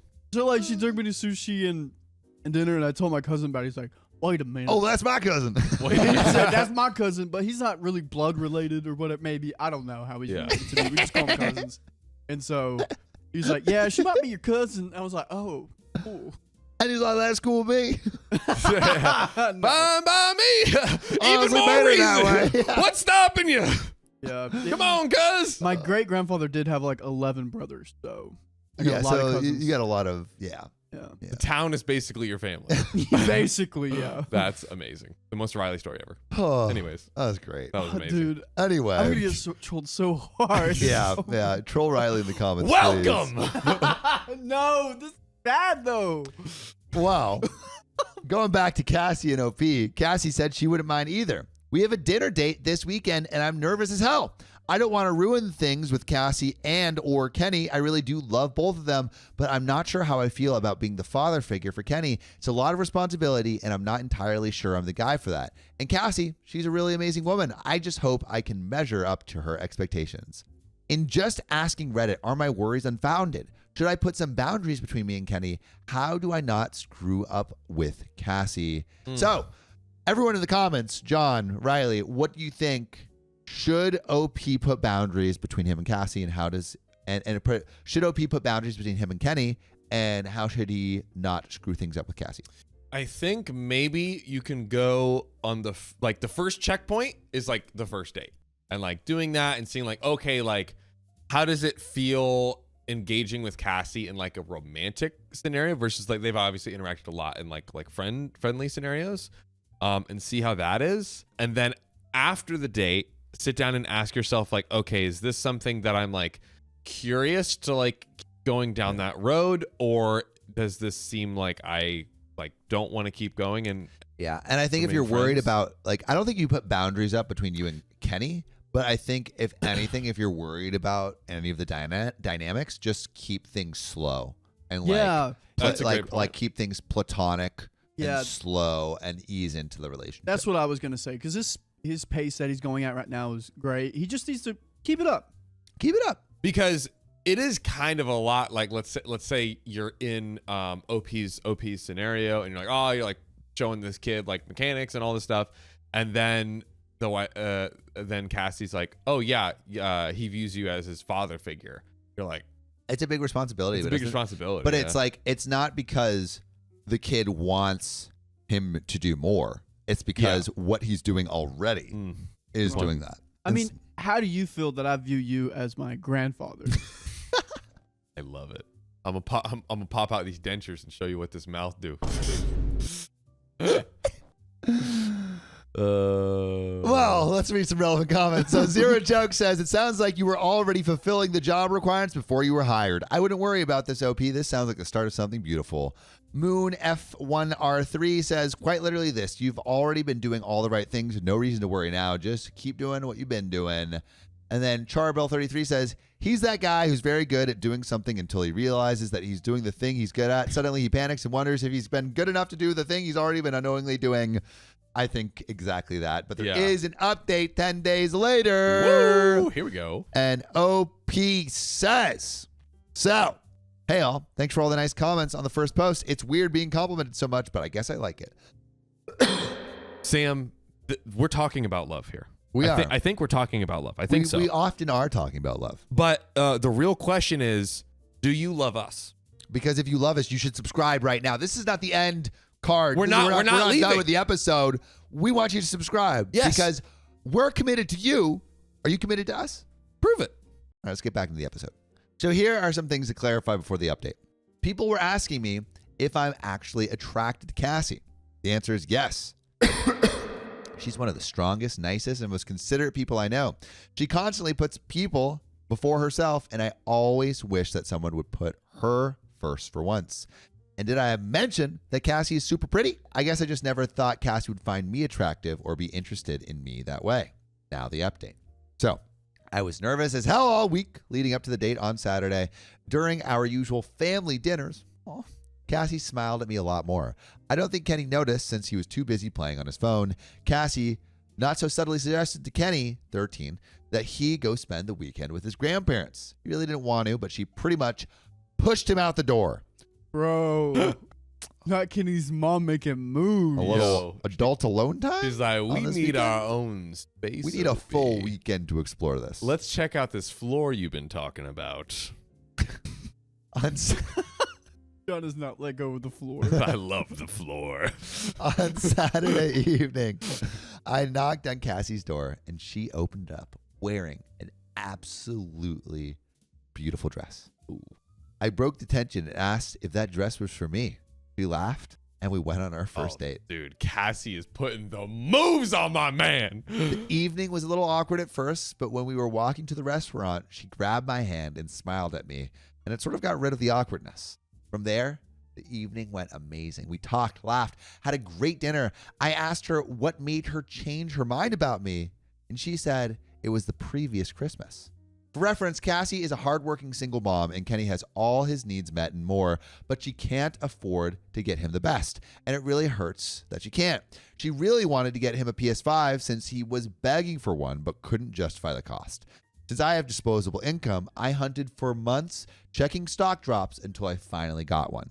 Oh my gosh. Okay. Finding a PS5 is super hard to do within the past 2 years. Really? Yeah, like insanely hard to do. You have to realize like that. know people from GameStop and other places to get your hands on one. Wow. Really? Yeah, because 2020 they announced the PS5, then 2020 happened, then like there was a shortage and it was a whole like who do you know type thing. Wow. There's still a shortage? I don't think so. I think you can now get one, but for the For a while. first 2 years it was available. Right. So hard to get by. Crazy. Way. Yeah. So I then surprised Kenny with it on Christmas and told him it was from his mom. Yo. OP is so... Yo. He's so nice. Dude. He's so like, he's doing the right things. Dude is He's doing the most. checking all the boxes. Cassie was shocked and even started crying. Kenny was so excited he didn't even notice her crying. All she could tell me was thank you repeatedly. Apparently that made her realize that she wanted me in both of their lives forever. She tried to deny her feelings, but it didn't work. The conversation the other day was the opening she needed to finally confess how she felt. After dinner, we went back to her place for a nightcap. Is that what they call We talked a lot about relationship expectations and how we wanted to proceed. We agreed to be exclusive, take it slow, and not tell Kenny anything about anything until we're sure that this relationship is real and strong. We don't want to give him unrealistic expectations. She also said that her calling me his dad was too much too soon, and she apologized for it. She said it was wishful thinking on her part and probably would have weirded out most people. She said to accept any role with Kenny that I wanted, but she hoped that I would see Kenny as a son eventually. Sorry to disappoint everyone, but we didn't do the deed. Smart. No, that's what we want. We decided that it was too much too soon. I want the floor. I want the floor. Give me the floor. We did, however, have a buzzed makeout session. Well, the following day, we went for brunch and decided to go apple picking. God, Jay, so cute. Too cute. It felt damn good to be walking hand in hand with someone you care about and taking lots of pictures doing silly things. At our family dinner yesterday, Cassie sat close to me and was rubbing her foot on my leg. I don't think I've ever been more turned on in my life. Whoa. I'm not going to lie, guys. I think I'm falling for Cassie and falling hard. Well, anyway, I think that's it. We're together now, and hopefully this lasts.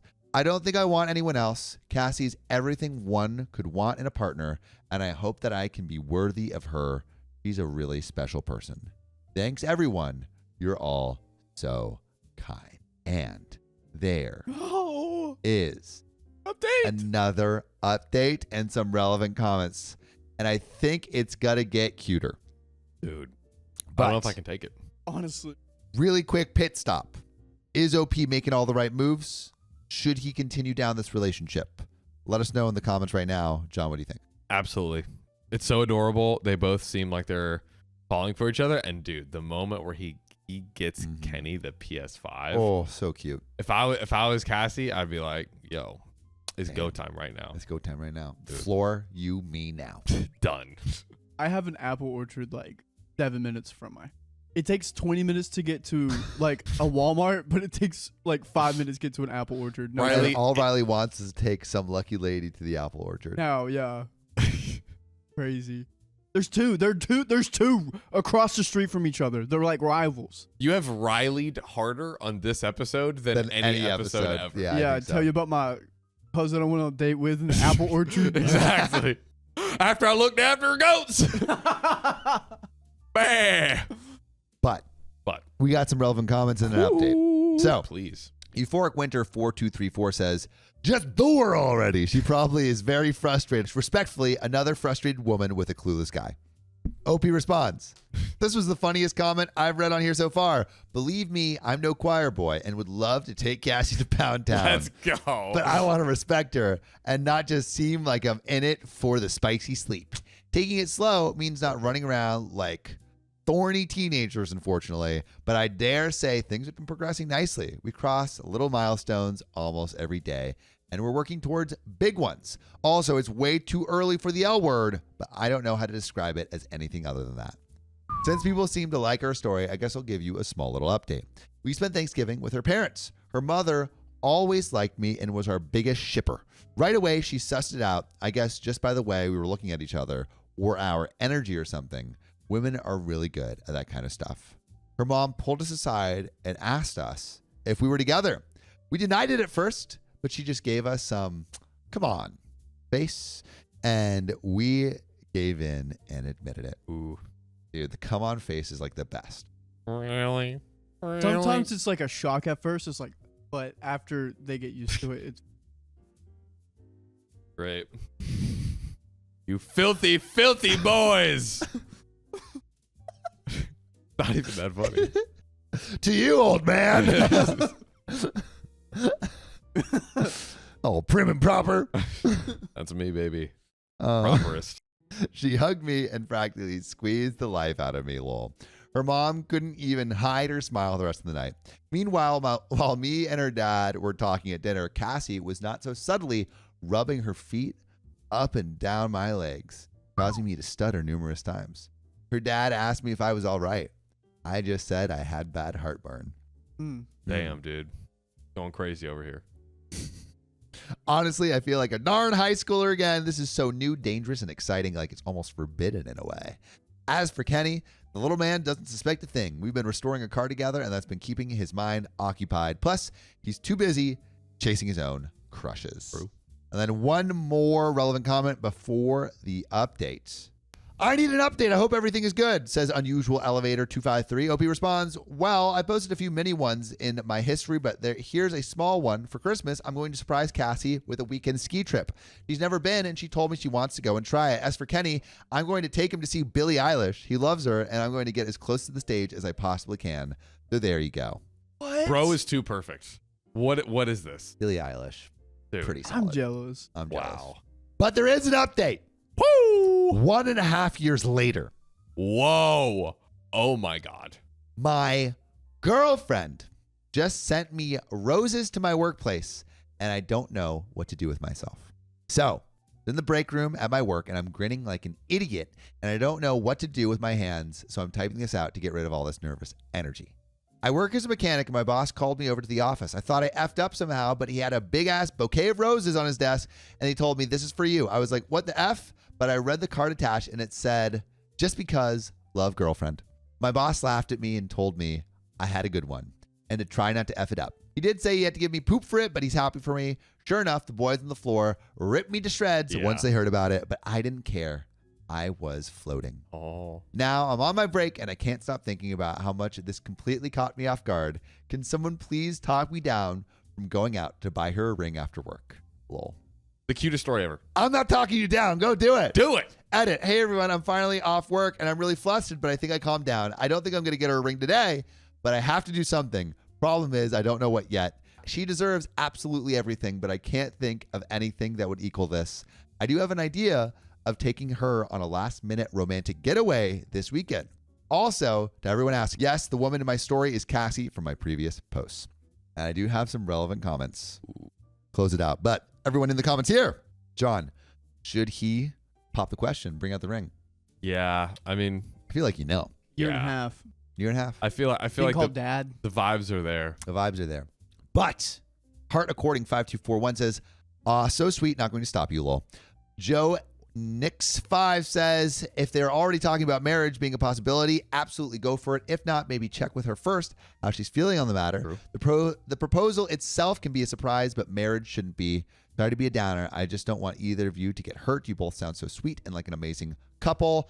Tryhard1976 says, she sounds pretty awesome, dude. Your boss is right. Don't F this up by ever taking her for granted. She's a keeper, and you have to commit to being a keeper back for her.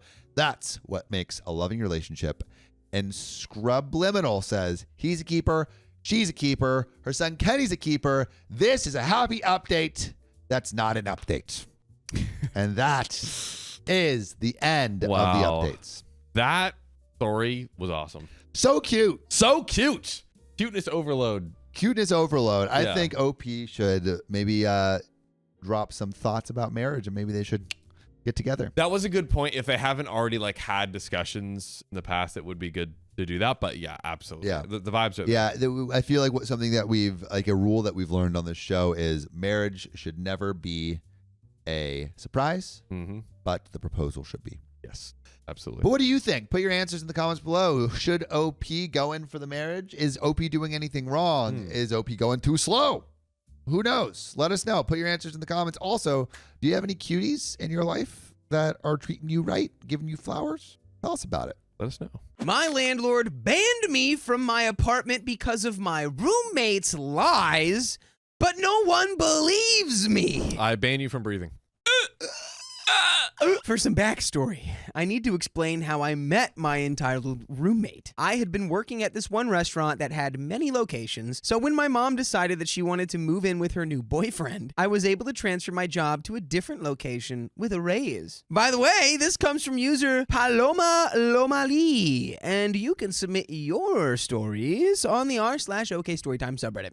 So, it was my senior year, and I hated everybody at my house and school. It was finally at my new job that I found a friend. She was my manager and was a few years older than me. I didn't care because now, at least I had a friend. There was a lot of drama at that store, and eventually we had gotten closer and had talked about moving in together after I graduated. We hadn't expected that I would lose my job right before I moved in, so my mom and the money my father sent in child support was my bills and some groceries until I had gotten a job later. Here is the original cast. More will be added along the way. Everyone's names have been changed. Me, female roommate, Mila, male roommate, Robert, my boyfriend, Frederick. Okay. My roommates moved in weeks before me. I had my room already picked out though. I spent a weekend with Mila cleaning her apartment and moving her stuff to the new house. I should have known by how disgusting her apartment was that she wouldn't be the most clean roommate, but I let it slide. The restaurant that we worked at put her and I through a lot, and she told me a lot of the mess was due to the depression she fell into as a result. I ignored it and helped her move in and put everything together. There was still so many boxes in my room on the day that I wanted to move in. She was sleeping on the couch when me and my stepdad had moved in. She got up in a huff, pretty much half nude, shuffling her boxes into various places. I tried to apologize, but she brushed it off. As I moved my things in, she began lighting a cigarette in the living room. What? Babe, not anymore. That's not what we were doing. My stepdad didn't say anything, but I knew he wanted to. That day went by fine, and that's how a lot of the days were when I lived with her, but she got increasingly more controlling. I moved in the middle of the summer and didn't start school until February. I didn't get a job until like October or something. In the meantime, I took care of the house and hung out with my boyfriend. Now, fair warning, I wasn't in the same headspace as I am now, and a lot of my actions during this year aren't reflective of the person that I am now. So please don't judge me too hard. I was a sugar baby just for some spending cash. My mom pretty much paid my bills and my boyfriend would give me gas money and stuff. I don't agree with it now, but I was comfortable. Before I started school, I spent my days at the house, cleaning, cooking, taking care of her old dog, watching copious amounts of Criminal Minds, and smoking with my boyfriend. You know, typical stoner housewife stuff. You know, I was just living the unemployed stoner housewife dream. That's a new one. I don't know about that one. The stoner housewife. The stoner housewife? Oh, now you're getting the inside scoop. New character unlocked. So, remember when I said I didn't have a lot of money? Mila made way more than me, but insisted that I made my mom buy groceries for the both of us because she had more bills than me. I guess that would have been fair if, like, we liked to eat a lot of the same things, but we couldn't. Mila is allergic to bread, which cut down on a lot of the cheap food we were able to have in the house. No pizza, no sandwiches, no garlic bread, no burgers, no hot dogs. It also didn't help that our other roommate used half of the kitchen space and left the other half for me and Mila. He never helped clean the kitchen unless it was to be about us. Mila and I were the only ones to clean out the refrigerator, clean all of the counters, or sweep the rest of the house. All he would do was clean his dishes and whatever counter he used and take out the trash. Which, low-key, that doesn't sound wrong at all. Well, I don't know. It sounds like she's like, yeah, and he would always clean his own dishes and he would always clean his space and he'd take out the trash. Disgusting. Sounds like he's doing exactly what he needs to do. Robert would tell us that since he was the person that was there the least, that he didn't have to clean anything else. Mila also worked between 40 and 50 hours a week, so she wasn't home much. So this led to me deep cleaning the house on the regular. So sweeping, mopping, keeping the tables cleared off and clean, doing mine and Mila's laundry, and other things. Here's where the title comes in. Mila was one of the dirtiest people I've ever seen. Keep in mind, she's literally 8 years older than me. There would be times that I would try to hang out with her in her room and there would be clothes on the floor to the point where I couldn't see the floor. She used sheets to cover her windows, but rarely opened them, so the room always smelled stale. She would have dishes with dried on food, cups half filled, trash on the floor, the whole bit. So I would go into the mess and clean up the best I could. Same with the bathroom and dining room. You're okay, so enabling now it. You're enabling it. you're cleaning too much. Yep. All right. I just meant like maybe do a little vacuuming, maybe like wipe off the countertops. Definitely don't do your disgusting trash hoarder roommate's laundry and clean her room for her. This is true. That's not what you do. However, the mess seemed to flow over into the other rooms. She had a shelf of old perfumes and other bathroom supplies with no room for my things. The medicine cabinet was taken over by her medicine and such. The shower had tons of products and even a small tub of even more of her products under the sink. The bathroom was overrun with her stuff. The only thing I brought was a fairly big set of towels. We eventually furnished the rest of the house. We bought a used couch, had 2 recliners, a Poussin chair. I don't know if that's what it's called. She also had a love seat and side tables and a coffee table. With time, we got more wall decorations and comfort items, most of which were permanently stained with dog urine. I didn't mind, especially when I learned how to drive and went to my boyfriend's house more often. After that, I was really only home to change or stay the night at my house. Sometimes I would even do her hair, and she would do mine after I dyed my hair pink. Gone were the days in a row where I would be stuck in the house. I stayed with my boyfriend a lot, smoked a lot of the devil's lettuce, and took some other psychedelic substances. Ooh. October rolls around and I get a job at the new restaurant that Mila was working at. I worked with her for maybe a week before she got into trouble and got transferred to an equally nasty store. I soon made a lot of friends there and was making a bunch of money, so I stopped being a sugar baby. I would be going to work. Oh, I forgot that was OP's job. I forgot about that too. Low-key, I thought you just meant that your boyfriend was just like taking care of you. I didn't. No, Now it was like I'm literal, understanding. literal sugar baby. And Sugar babying on the side for about 40 hours a week, and after that, I would go hang out with friends or go to my boyfriend's house, but Mila still expected me to clean the house and do the laundry and still buy her groceries. She hated Frederick, her boyfriend, and he hated her back. There was an incident that happened one night where he had parked in the driveway, and Mila told him to move his car because she didn't want to park on the street. It had been raining, and she was whining about the time that she parked on the side of the road one time and her car got hit, so I guess it's okay for Frederick's car to get hit instead? Okay. Tension between them only escalated when Frederick got kicked out and was couch surfing between me and a friend's house. This wasn't bad. We just avoided Mila like the plague. I'm sure there were a lot of little things that but one that sticks out the most at the moment is Halloween. So I remember I didn't really have friends after I graduated and I stayed in the house. But on the other hand, both of my roommates had friends. They had plans to go out and I helped Mila get ready and watched as they pre-partied. I had a last-minute plan pop up as they left. I got ready and went over to my friend's house to play Guitar Hero. The memories of that. They're all flooding Back in my day. back in my day. Back in my day. Back in our day, because we're the old ones. We're the golden boys. That's right. Golden boys. That was my day. So I get there, 30 minutes drive, and hang out for about a half hour before my roommate calls me. She tells me that she's locked herself out. I asked her if she checked the back door because we never locked it. She said that she was pretty sure that she locked it before she left. It was pretty cold that night, and she asked me to let her in. Now, I later found out that she had left her keys with my roommate. I rush all the way home expecting to see her outside shivering, but instead she's in a car with some dude. She made me cancel my plans so that she could go smash some dude. I just went to my room and cried. Fast forward to February when I started school. I was going pretty much full time for 35 hours a week, plus going to work for about the same amount of time. I drove at least 50 hours a day. That's not possible. I'm going to say... True. But it was worth it. I was happy. But still, my roommate wanted more of my time. When I would get home, she would make comments about how she felt like I was avoiding her or how she hadn't seen me in days. If I was home when she got home and I left, she would make even more comments about how I was running away from her. It was just the beginning of her basically trying to suffocate me. It was also around this time, I believe, that I got a cat, even though my mom is allergic. Okay. Shout out to people allergic to cats. It's that one. Oh, no. That one over there. Sophia, too.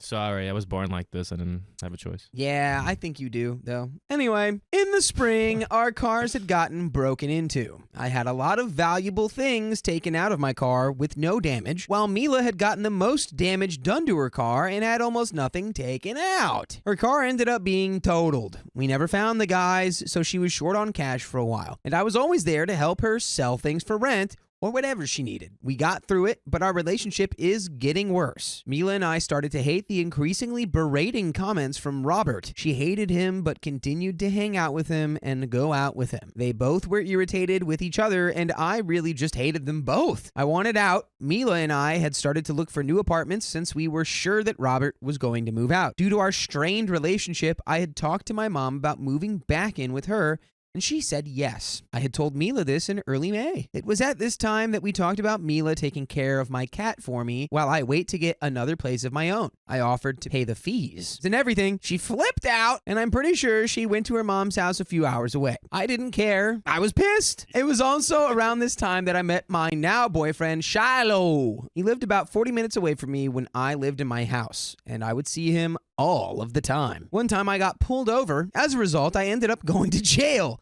Dang, you skipped a couple steps there. Jesus Christ. I got pulled over. Long story short, now I'm in jail. Oh, God. Well, I had forgotten to pay a few speeding tickets and had a warrant out for my arrest. Oh, God. Okay, Is OP an a-hole? I feel like OP's an a-hole here. It's definitely possible. Give us your argument. Like, just with everything that OP does, like, you're enabling your Yeah. crappy roommate. And also, you just seem like a crappy human being, in my opinion. Like, I don't know. So she did say that this is not her anymore. Oh, anymore? Good. She's like, I've changed. Oh, yeah. Vexed Moxie says OP is chaotic to hell. That's for sure. It seems like she kind of like enables the roommate and then like turns it around to like kind of hate on her, like, on diss yeah. on her. Yeah, but so that is definitely a-hole behavior. OP also did say, she's like, I have no friends. And now I made one friend. And you wonder why you have no Like- friends, because you're kind of an a-hole. I don't know if there's a subreddit about best experiences in jail, but if there is, boy oh boy, do I have a story for it. Anyways, this set a lot of things in action for me. I stayed in for about 13 hours, and as soon as I was bailed out, my mom took me home to pack up and move. They even rented a U-Haul for it. I packed up as much as I could in 2 hours. Most of my belongings are in trash bags in places of boxes. I threw most of my stuff and moved into my mom's place. I had to skip out on utilities that month, and my rent was paid by my deposit. Both of my roommates were pissed off, but Mila at least had the respect for me to tell me that I could come get the rest of my stuff later. A week or so later, I take my key and go to my house. The front door was unlocked, like always. I got all of the stuff that I still had there. Mila started to move already and took a lot of my stuff, including clothes, makeup, and other things. I never did get my shape tape back. I took what I could back. Window panes to my china cabinet, floor mats for my car, blankets that my grandmother made me. I got as much as I could and held my cat for the last time. I have so many questions for OP. I had too many plates. I couldn't fit the cat. Namely, why didn't you take your cat and what happened in jail? Too many plates. But you know what we don't have too many of? What? Episodes. Oh, Full episodes with stories like this. We don't have enough. We just keep making more of them. Just keep And making you them. can go listen to them on Spotify or Apple Podcasts or wherever you get your podcasts from. Just search OK Storytime and you will find the backlogs. You'll find the archives. And there you can peruse them. Is OP an a-hole? I think it is the like cleaning, enabling, and then turning around and hating. Whereas you could have just been like, okay, you know what? This is your mess. I'm not going to deal with it anymore. Literally. Yeah. Take it on and just go live your life. I'm going to go live mine and move out. I think OP is at least kind of the a-hole. Definitely your roommate Mila's trash can for stealing your stuff, though. That's super Like- whack. Hopefully you can get that back somehow. Maybe a little clandestine mission. Yeah, I kind of am in agreement. Later, I got a text from my old landlord telling me that I was banned from going back to the house. Ooh. Apparently, Mila had told him that I broke in and went through her room. She told me that she didn't feel safe, and I even told him that I hadn't even used my key to get in. He said that they changed the locks already. I was pissed. She blamed me for something I didn't even do. I then tried frantically to find a place for me to put my cat, but she had already offered him up to anyone that would take him. Heartbroken, I blocked her. I heard nothing from her again. Fast forward a couple months, I'm at my new job and I get a series of texts from her new roommates about how I was such a crappy person and how I never deserved my cat in the first place. I tried to explain what happened and how I can't even get him, which still breaks my heart. I just finally blocked them. Thanks for reading. And that's the end. My roommate made my freshman year horrible, but she got what she deserved in the end. Expelled. Calling it. Oh, this is from last year, my freshman year of college, and I was told Reddit would love this crap. Not my first post, but it's like my third, so I'm sorry for any errors, and I hope this is the right forum for this. Some basic information. My dad is a professor at the college I attend. Adjunct and teaches the core classes everyone is required to take. This comes in later. By the way, this comes from user RinMaru13, and you can submit your stories on the r/OK Storytime subreddit. Hey, yo. So, I was really hyped up to be starting college like most people are. Who isn't excited to move out of their parents' house, get some independence, and choose what they want to study for once? And of course, I was excited to make new friends, specifically hoping to bond with my roommate since everyone I knew who had been through college said their closest friend was their freshman year roommate. Now, I was going to a local college, but since I went to a small high school, no one else was going to this one, favoring the larger ones. So, since I didn't know anyone, I had a roommate randomly assigned to me. Enter entitled roommate. Let's call her Jasmine. As soon as I got her number, I texted her to ask about her interests and try to bond, as well as trying to work out who would bring what to furnish the room. Standard stuff when you're planning to spend a year living with someone. Pretty much from the start, I got weird vibes from Jasmine, very short, curt replies, and very little clarity on what she was bringing. I didn't really see this as a red flag, though, since I thought she was just shy or nervous. I know I was. But things started getting weird fast. For example, I told her that I had a mini fridge we could share, and that would mean she wouldn't have to buy one and could instead handle something else. She refused, saying that she didn't want to share a fridge and would instead be bringing her own, which is honestly like super normal. I don't think that's weird. Yeah. But OP says, okay, weird and inconvenient that our limited room space now had to accommodate an extra fridge, but she promised to also bring a couple extra things that I couldn't afford, so I was willing to shrug it off. And then we met. Jasmine's parents were really nice when I met them, friendly, saying that they really hoped we would be friends, that we'd look out for each other and all that good stuff. It made me pretty hopeful. That night, she and I drew up our roommate agreement form, and she asked if she could FaceTime her boyfriend from time to time, since they were in a long-distance relationship. I was totally fine with that and agreed, since I was and still am in a long-distance relationship, and understood how it felt to not see your significant other. Well, it turns out that when she said FaceTime from time to time, she meant every single day. All hours of the day without headphones at full volume. Put your headphones on. And whisper. Make it so I can't. Just FaceTiming you because my freaking roommate it is like really freaking and I hate them.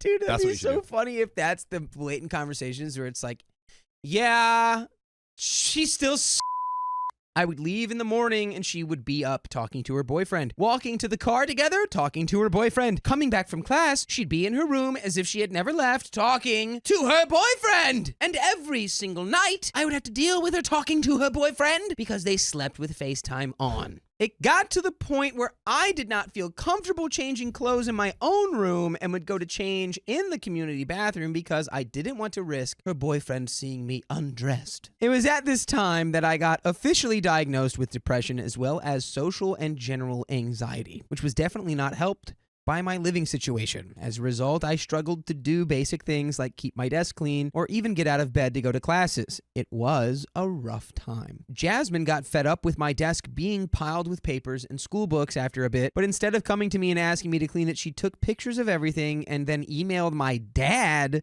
using his professor school email and told him to tell me to clean up. What a whack move. That is the wackest move. Like you're gonna get whacked for pulling something that whack. Whoa. You're going to be sleeping with the fishes. No, not like that. I meant 6 like feet a, under like your a straight, papers. You know, like a on straight your left, desk. like an exhibitionist boxing match. I got a confused text from my dad who was under the impression that she had asked me a lot of times to clean up and I just ignored her, when in reality I had never once been asked. Let it be known that Jasmine never cleaned her messes either. The room was covered in clumps of her hair. I know it's hers because she had black hair and I'm blonde. And she never swept. It got to the point where I would do all the cleaning for room checks. Yet she complained about me the one time I didn't clean my desk during a depressive episode. Other things that happened I will list below because describing them all in detail would take too much time. Left her TV on full volume and then fell asleep with the remote hidden in her blankets somewhere. The TV was primarily controlled by that remote and I could not find the power button and slept on a couch in the common area that night. Ooh, low key, I feel like you failed the survival check on that one. Like, unplug the TV from the wall. What are we doing? Pull the plug out of the TV. Easiest thing to do. The plug was hidden. You can just go right up to the monitor and go and pull that right out, and it's off. Never actually brought the items for the room she had promised to bring. No rug, no cleaning supplies, no nothing. Number 3, told her boyfriend she wanted to flush my pet fish because he wasn't a pretty beta fish. I loved Fish and hearing the band Fish, and I heard this while wearing headphones that she thought were playing music. I kept a close eye on my fish after that. Oh. She also broke up with her boyfriend every few weeks, wailed about it loudly to her friends on, guess what, FaceTime. Oh, so surprising. And then they would get back together that same night. Not the worst thing ever, but if you're going to scream at your boyfriend over the phone, please don't do it while I'm studying in the room. 4, she sent me text saying I wasn't a good person, that she had never been rude to me, and that I should come correct when I spoke to her after I finally got up the nerve to confront her about her actions. She did the bad touch and talked dirty to her boyfriend while I was in bed, and she thought I was asleep. Needless to say, I didn't sleep well at all while that was going on. Also, OP, time to go, hey, I'm awake. Hey, I'm not asleep. Hey, I can hear you. Stop. I went to my RA multiple times and asked her to speak to Jasmine about this. She brought us in a few times for us to talk things out, but that was just a time for us to vent our feelings and for the RA to send us on our way without actually doing anything to help. And without her saying that I was in a toxic environment, I didn't have grounds to move rooms, so I was stuck in this situation and nothing changed. This was also around the time when that story was going viral about the girl rubbed used tampons on her African-American roommate's things, and considering that I attended a Southern college in the heart of the Bible Belt with a predominantly white student population, and Jasmine was the only black girl on the hall, I wasn't sure how far the crazy would extend, and I didn't want to anger her to the point that she decided she would accuse me of being towards her. Looking back now, I know that wouldn't have made sense. Most of my friends at the time were and still are African American and all knew what was going on and would have vouched for me. But freshman year me was terrified. All of this came to the grand conclusion the week before finals. I lent her money earlier in the year, $20, and I had a night out with a friend that I wanted cash for. So I asked her to pay me back over text since I kept forgetting and wanted it in writing. Here's how it played out. Me, hey Jasmine, just wanted to let you know that I'm going out tonight and I would appreciate it if you could pay back that $20 I lent you in January. Yeah, I'll do it, but I don't have the money. I know for a fact that she has a job on campus that gives a paycheck every other week.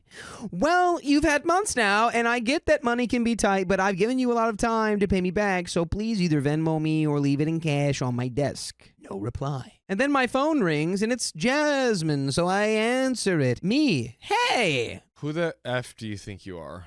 Me, You have no right to text my number asking me for money I haven't paid in months. I don't have the money.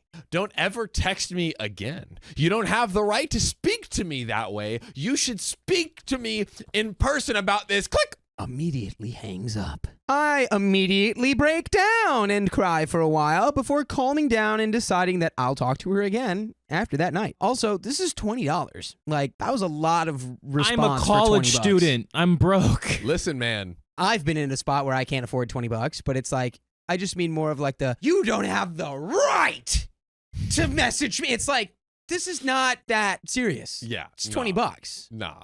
She's being very calm. Like, she's saying what she needs to say is like, hey, just like leave it on my desk and whatever. But I feel like her communication did not cross the line. No, it didn't get to the point where she deserved to be like told off. No way. If she wants me to talk in person, then I'll do that too. I just want my money back. So when she gets back, I give her some time and then hesitantly bring up money again. She's a lot more calm this time, but still evasive. Oh. Jasmine. Oh, yeah, I get that, but I haven't paid in months. They messed up something with my information, so I'm waiting on a bunch of paychecks. Me. Oh, man, that sucks. I'm sorry, but you have been going to bars every weekend with your friends, so you seem to have money for that. So I'd really just like my $20. Why the F are you all up in my business like that? That is so rude. Well, you're talking on the phone all the time, so I hear, like... Listening in on conversations is eavesdropping. You are so rude. That's what everyone in the halls thinks you are. Everyone says you're rude. That's why no one likes you or talks to you. That's why you don't have any friends. Ouch. I knew I didn't have more than 1 or 2 friends on the hall, but that immediately triggered my social anxiety and made me think back over my actions and worry that the blame really was on me. So I'm trying not to cry now. Me raising my voice. Well, maybe if you actually used headphones and didn't talk on FaceTime all hours of the day, I wouldn't know all of your business. But you're pretty effing hard to ignore. What the F did you just say to me? I have a boyfriend, and being in a long distance relationship is hard, and talking on FaceTime helps. I know. No! I'm in a long-distance relationship, too! But I make sure I talk when you aren't in the room, or I leave the room, and I use headphones for privacy, and I don't talk all the time! Well, you must have a terrible relationship because I've never seen you FaceTime him. And yet, we are going 2 years strong while you can't even last 3 weeks without a breakup. At that moment, my neighbor from the next room came over and knocked and asked for us to quiet down. Can you guys shut up, please? No! Okay.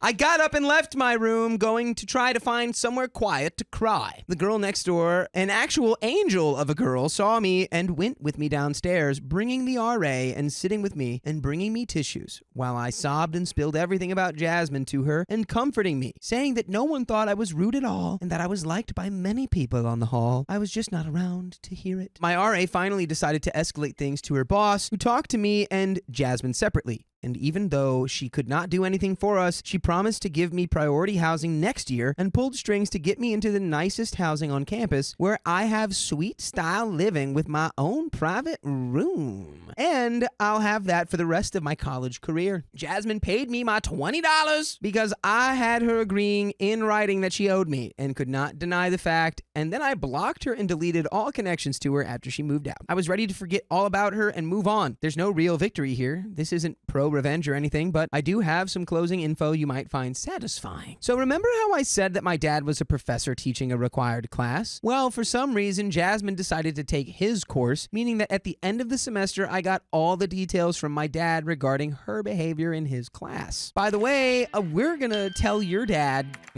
on you. If you don't listen to full episodes with stories like this, Ooh, what are you going to do? we will be informing the faculty. Oh, God. And they're going to report back to us Ooh. whether or not you've gone to Spotify or Apple Podcasts Yeah. or wherever you get your podcasts from and have searched OK Storytime, because that is all you need to do to find a bottomless well of juicy episodes that you can just draw from at any moment. I never had to deal with an RA. I didn't go to university like that, so I can't speak. Same. But at the same time, I can say that, like, clearly you needed more evidence, so gather more evidence. You should definitely be able to be like, hey, can you not be on the phone all the time? Like, it's distracting. I'm trying to focus on studying, or can you just use headphones? And if she's like, no, absolutely not, then it's like, I'm going to, I guess, talk to the RA about this, because it's like, I feel like I need a new roommate. I feel like we're not getting along. Yeah. Turns out, Jasmine missed so often, did absolutely no homework, and did so poorly on exams that he had no choice but to fail her. And when I checked the student registry this year, she is no longer attending the school, because if I had to guess, I would say it's because she never went to classes and spent most of her study time on her phone. As for me, I am still at this school. I have 3 great sweet mates, with 2 more good friends moving in next year. I have a solid GPA, a healthier mental state, a stable relationship, have kept my scholarship, and most importantly, I've grown a spine with the help of therapy, anxiety medication, and realizing my own self-worth. So I'd say I came out on top. Karma's a B to B's. And that is the end of that story. My best friend accidentally saw a spicy pic of my girlfriend. I think I'm ending our friendship. Spicy, spicy, ooh la la. All right, so this is kind of a weird situation, and I know the logical answer is to cut him off, but it's really hard for me to do that. He's my only friend, and I'm an awkward guy. Outside of him and my girl and my family, I have no other friends. By the way, this comes from user CertainCut313 on the r/OK Storytime subreddit. So this all started a little over 2 months ago. Me and my friend were chilling, and I was showing him some stuff on my phone. We were going through my camera roll because I wanted to show him something, and it was in my hidden folder. I opened it without thinking, and a bunch of pictures that me and my girlfriend took together when we were bored popped up instead. They were months old, and I forgot they were there. Otherwise, I wouldn't have opened the folder. Either way, he saw it for a split second, and I quickly moved the phone away, laughing, and saying sorry about that. And to all those watching, let this be a lesson. Be aware of your camera roll. Be aware of what is on your phone. This is 100% OP's You fault. literally went like, look, oh, wait, oh, Don't look at that. look at that, my bad. Either way, he saw it for a split second, and I quickly moved the phone out of the way, laughing and saying, sorry about that. He asked, what was that? And I just said my girl likes to take spicy pics with me because she finds them hot. I don't know. Nothing too explicit, but they were definitely for my eyes only. He asked to see, and I said no. He was like, oh, come on, man. Don't be like that. I laughed it off and told him to drop it.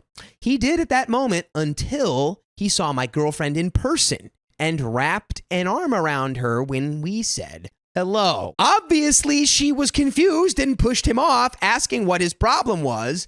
He laughed and said nothing, but he was blatantly staring at her chest. She shrugged it off, but it just pissed me off. I told him to knock it off, and he said he wasn't doing anything.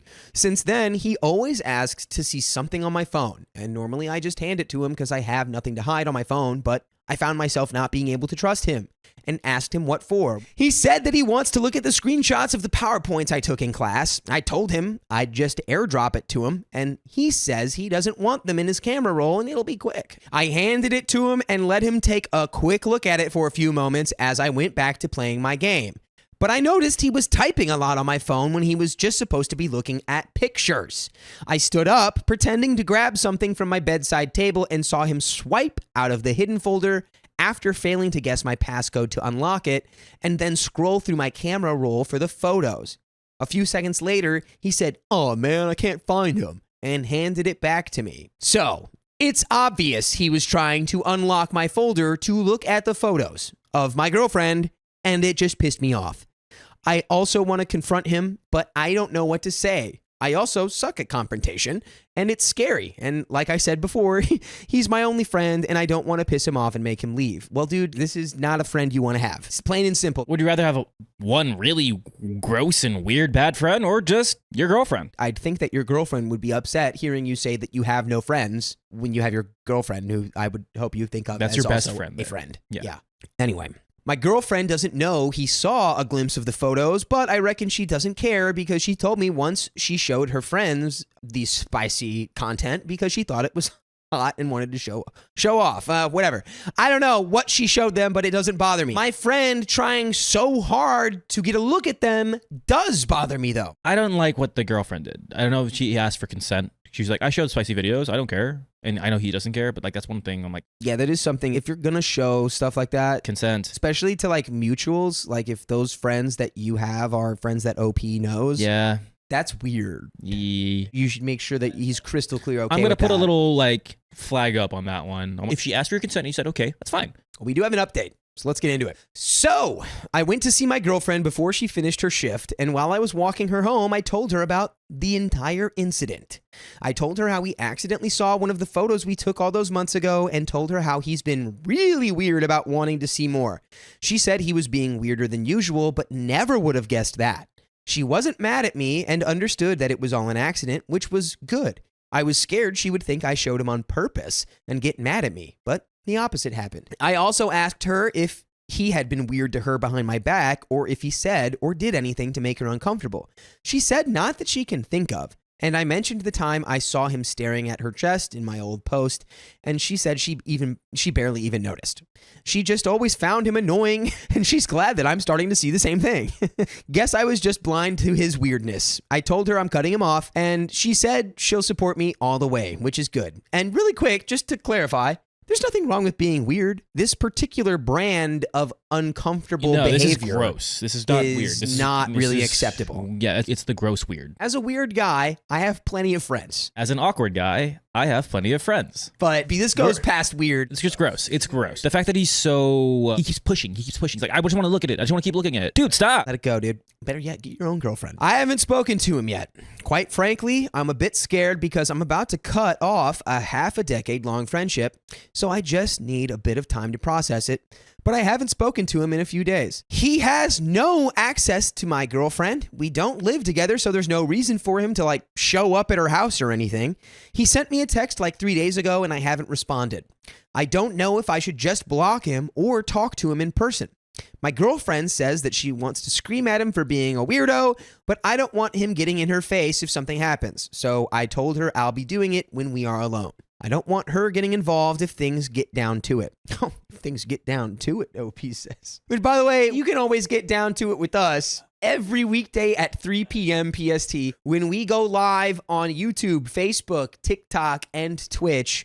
Just tap on our profile and you're in. But you know what? We might be live right now. But don't check that out just yet. We got a little bit more, and then you can go. You got just a little bit left. They're a little bit younger. Like, friendships inevitably tend to come and go. There is an ebb and flow. And this person, even though you've been friends with them for 5 years, is not displaying the characteristics that one should value in a friend. You know, he's not respecting your girlfriend. He's not respecting your boundaries. He's not really even respecting you. He's got no respect for you. And who's to say, you know, you can cut him off real, you know, be mature about it. Don't go off the handle. Just be like, look, man, your behavior is unacceptable to me, and I don't think we should be spending time together right now. And y'all will drift apart. But you never know what the future holds. He could completely change and grow as a person, and then y'all would be friends again. I think maybe if you guys have a conversation and he apologizes and he stops the weird grossness stuff and apologizes to your girlfriend, like, hey, I'm sorry, like I'm, I acted like that way. People grow up, people mature. But again, if he's still continuing the grossness, then yeah. A second thought on what you just said, this is really the only friend that you've had. There are plenty of people out there who will be your friend, man. I know it. It's hard to make friends because it's scary, like you said. But like, everybody's scared. I think it's easier once you realize that literally everybody out there is scared of the exact same thing, which is like talking to a stranger and trying to make new friends and putting yourself out there. Pretty much everybody is uncomfortable in that scenario. You got your girlfriend, and she has friends. And they may have friends. And guess what? It just branches out. They have friends. They could be your friends. Or, it just keeps going. Find a hobby that you enjoy. I personally love pickleball. And the pickleball community is fantastic. It's a great way to meet new people and make friends. I love baseball and sports and video games. Look at that. We've known each other for 10 years, folks. It's beautiful. Let's finish this story. I also plan on going to therapy to get some more confidence because some people in the comments were saying that I need to work on my confidence and issues on being alone. And I know that it's true. I've been holding back from doing so for many years, but I want to make things work with my girlfriend and I want to become a better man for her. So if something like this happens in the future, then I'll be quicker to act rather than prolonging it. Yeah, I didn't even think about that, but therapy, just a general note, therapy is helpful for like pretty much everyone who does it if you've got a good therapist that you connect with. Once again, thank you for the advice. It was so obvious in hindsight, but I was holding back a lot and I regret it so much. And that is the end of that story. Okay, I have a couple end notes there. One, to everyone out there and to OP, you got to know what you're showing with your photos. For God's sakes, be aware of what's on your camera roll. And then 2, accidents happen. That's okay.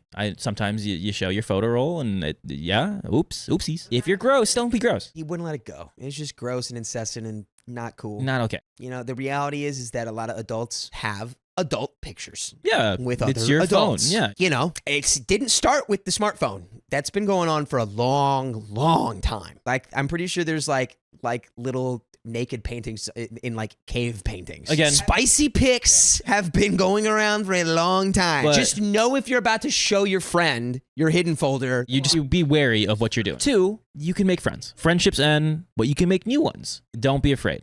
And I know that's a confidence thing. Go to therapy, and maybe the therapy can help you work on your confidence. My roommate was cyberbullying me, so I catfished her. Nah, just throw some water on your computer. First off, this happened when I was in college, and I'm not this petty anymore. Okay, good to know. I know the title is crazy, but trust me, it will all make sense. When in college, I, 20 female, lived in a sorority house with some of my sorority sisters that were around my age. I shared a room with another girl. Let's name her Mary. By the way, this comes from user StinkyCat3 on the r/OK Storytime subreddit. So, it was her first time living outside her parents' house, and I had gone out on a limb to advocate for her to live in the house as she was a newer member. Okay. I tried to be extra supportive to Mary as she adjusted to living on her own for the first time and all the emotions that came with it. That's very nice.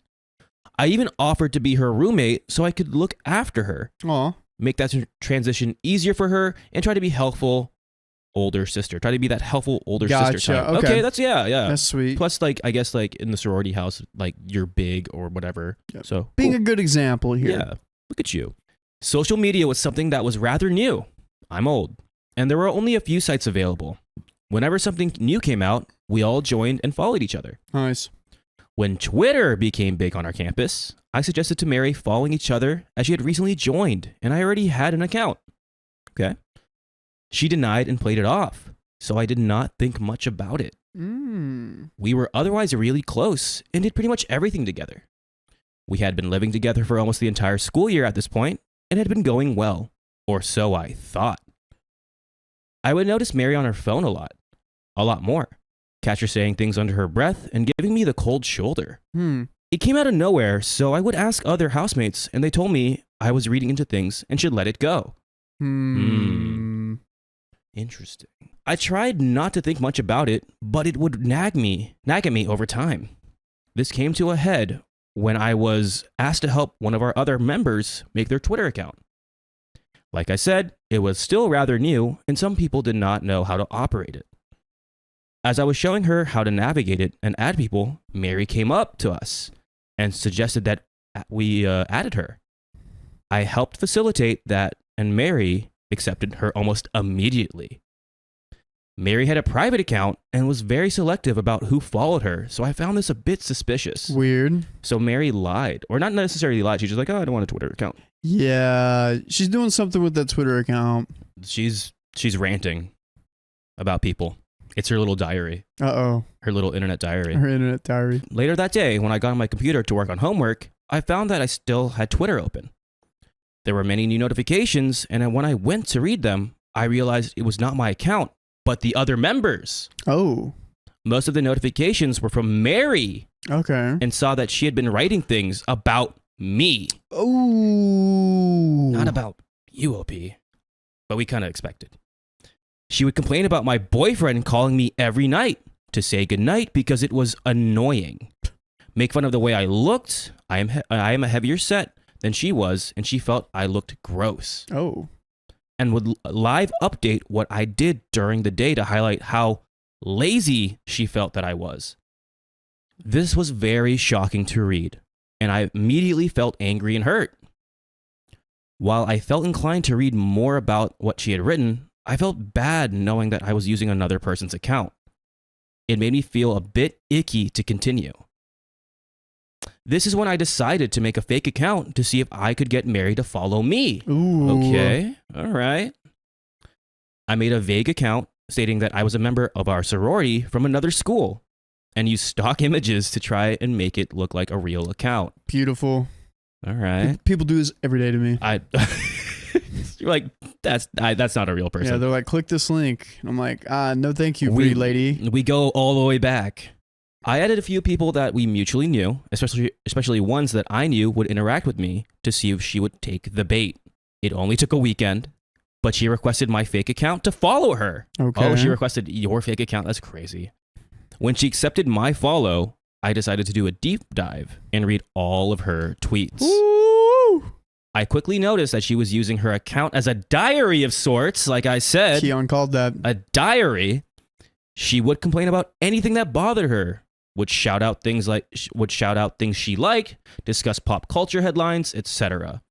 She's treating it like Facebook, kinda. I found many more posts like what I had read and copied them into a Word document for me to keep in the case I needed it in the future. Nice. Okay. Mary wrote many hurtful things about me over the course of the year we lived together, and it was pretty hurtful after how caring and supportive I have been at the start of the year. While I was accumulating all of the tweets about me, I noticed that she was writing about our sorority meetings and our sorority secrets. Oh gosh. Listen, I have friends in Greek life. Oh, You don't.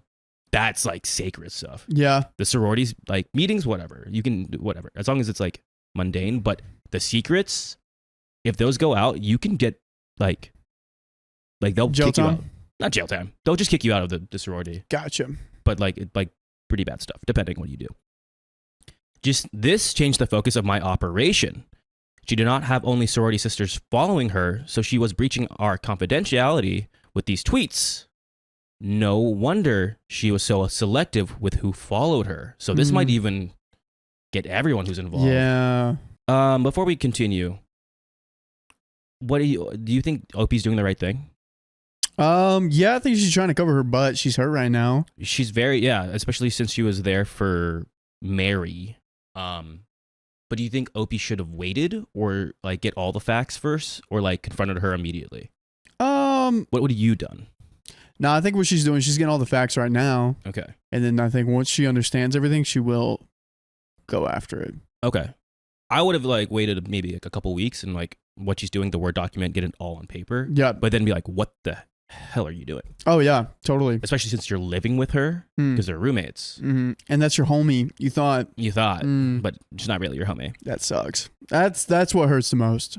Yeah, all the BS talking behind your back Yep. for all that you've done for her. Try to be like a big sister. And That's horrible. I opened a new Word document and began to copy and paste all of these messages and their timestamps. Oh, she's really putting it. receipts. Once I had reached the end, I saved the file and waited to strike. Oh, boy. Like a little snake. I knew we were having another big meeting in a few weeks and wanted to see if she would write anything during that meeting. Okay. Okay. I would casually update the fake account to make it look like a real person. Mary would even message it occasionally to get to know them better. So Mary just like is just very selective people. Like, I like you. You're not even real. Dude, this is great. Yeah. Like, if she was actually a media person, she'd be phenomenal. She's like behind the scenes. Yeah, she's going like through the connecting with people She's going through about the similar trenches. content. That's crazy. When the meeting came, I was anxious because I felt guilty for catfishing my roommate, even though she was doing something that was against our sorority bylaws. Yep. Yeah, see, the bylaws is where it comes in. I waited until I got home that night to check the account, and boom! There were multiple messages about things that were being discussed and what she had thought about them. OP knew she was going to do it. I added them to the document and then wrote an email to our chapter president with it attached. Ooh. After that, I no longer wanted to be involved. Okay, nice. You got out. You got out nice. Yeah, you're like, this is the information. The evidence. I'm out. I made plans to move out with one of our sorority sisters into our own apartment, and I put a distance between myself and Mary. Okay. I was cordial to her until the move-out date and any function that I saw her at afterwards. Wow. But you know what you can do every day, guys? You can tap our profile. We're live 3 p.m. PST every day. Just tap it. Easy. Dude, that sucks having someone you took under your wing and they just kind of like... You wanted to be like pull that. a role model. Like you're seeing like this person who has like trouble coming in. You're like, I've been there. Yeah. Like I see myself in your shoes. Let me help you out. And then you're like, hey, let's be roommates. Yes, great. Now we're being like really close. And then why don't you follow me on Twitter? I don't have a Twitter. Yeah. Okay, that's fine. Everyone has Twitter, but like that's okay. And then you see that she has Twitter, and then you look at the account. I'm surprised like nobody else has brought it up. Yeah. Because other sorority sisters follow her. Well, it seems like this sorority sister was probably like at a higher, probably had like a higher like status in the thing, and she was looking for other lower members. Still, even then, if you're all in the sorority, stuff like that spreads like wildfire. Yeah. Drama, anything that's like, 'cause everyone, like, especially sororities, I noticed that people talk behind each other's backs all the time. Yeah. But the fact that a lot of other members in that sorority follow that account and they know what she's saying and like the updates on OP. No one said a word. No one said anything. That's not a good look. So I would. Would you also screenshot all the people that are following it? Oh, I'm petty. Yeah. I'm petty AF. This happened to me. I can do an okay story time, but something similar like this happened to me. Yeah? Oh, yeah. But again, if I saw her talking to like, oh, Mary was talking to Sarah, and then Sarah was talking to, you know, somebody else, and they're all just like, oh, yeah, she is lazy. Oh, she does something. I'm like, okay, what the heck? Why are you talking? I don't even know you. Yeah. So kind of whack. I would, as long as like everyone's who's following her, they know what's going on. They're just not saying anything. It's like, oh, someone's bullying you, and everyone's watching, and they don't do anything. You're just helping the bully out. Yeah. So As far as I know, she was taken into a meeting with our sorority governing panel and was reprimanded. Nice. Called it. I think she was unable to attend some events and was encouraged to delete her Twitter account. 6 months later, Mary added me on her new account and I accepted her. Uh-oh. Full circle. She no longer wrote about sorority meetings. However, I did see her complain about her new roommate, so I guess she did not learn anything. Oh, gosh. I never confronted her about everything that she wrote about me, and it took me a long time to work through the feelings related to what she said. She has since tried to be my friend, but while I forgive her, I have not forgotten. That's a strong line right there. I have done a lot of work on myself, and I am a much stronger and confident girly. And that's the end of the story. LFG, that's good that you LFG. worked through that. I agree with you on not confronting that person, because you only confront people that you super duper care about Well, that's the thing. She did super duper care about her. at the time, but it's different. If someone's your roommate and you have the option not to live with them, you can like not confront them and just kind of separate yourself. But if it's like a family member, like your brother or your sister, you got to confront them about it. It sucks because, again, with the sorority, I guess she did get reprimanded. She got like a slap on the wrist, it seemed like. Yeah. Like, don't do this. Great. Delete the account. Great. The thing is, I'm seeing this person who at least I know she's talking behind my back. I'm seeing her not consistently, but you're going to be seeing her pretty much on maybe a daily basis or like at least a very common basis. I would at least be like, hey, I saw what you put. Yeah. It's out there. What the heck? Yeah. So I would at least confront her. I mean, she got confronted by the panel, I guess, but like maybe OP's not a confrontational person, but I would be like, hey, you're talking behind my back. As a non-confrontational person, you did the right thing. I like to be petty. So like I would have been like, let's full force. You got everything out of it you could. Yeah, exactly. I want to see her face like pale. But that's the end of the story, guys. Have a good one. We'll get this see next you one. on the next one. My friend offered to buy my house for $1, so I evicted her. You cheap person. So backstory, I, 31 female, grew up pretty poor. I don't remember it well, but at one point my parents and I were only able to afford to eat beans and rice. Dang. My parents have since been able to pull out of poverty, and while they aren't rich, they are comfortable. And I have used a lot of what I experienced as a kid as motivation to be super careful with money. By the way, this comes from Just Xander on the r/OK Storytime subreddit. So I got a job in high school, worked odd jobs on the side, saved up every penny, rode my bike everywhere instead of driving and paying for gas. And by the time I moved out of my parents' place, I had a little over $17,000 in my savings. I don't have that much tucked away anymore, but I have investments and emergency funds and take my family's finances incredibly seriously, as I never want my children to experience what I did as a kid. Mine and my husband's financial choices afforded us the opportunity to purchase a home in the beginning of 2015, which we bought 50-50 with his mother. He paid his half up front, I made a large down payment, and his mother covered the rest with an escrow agreement that I would pay off what she had purchased.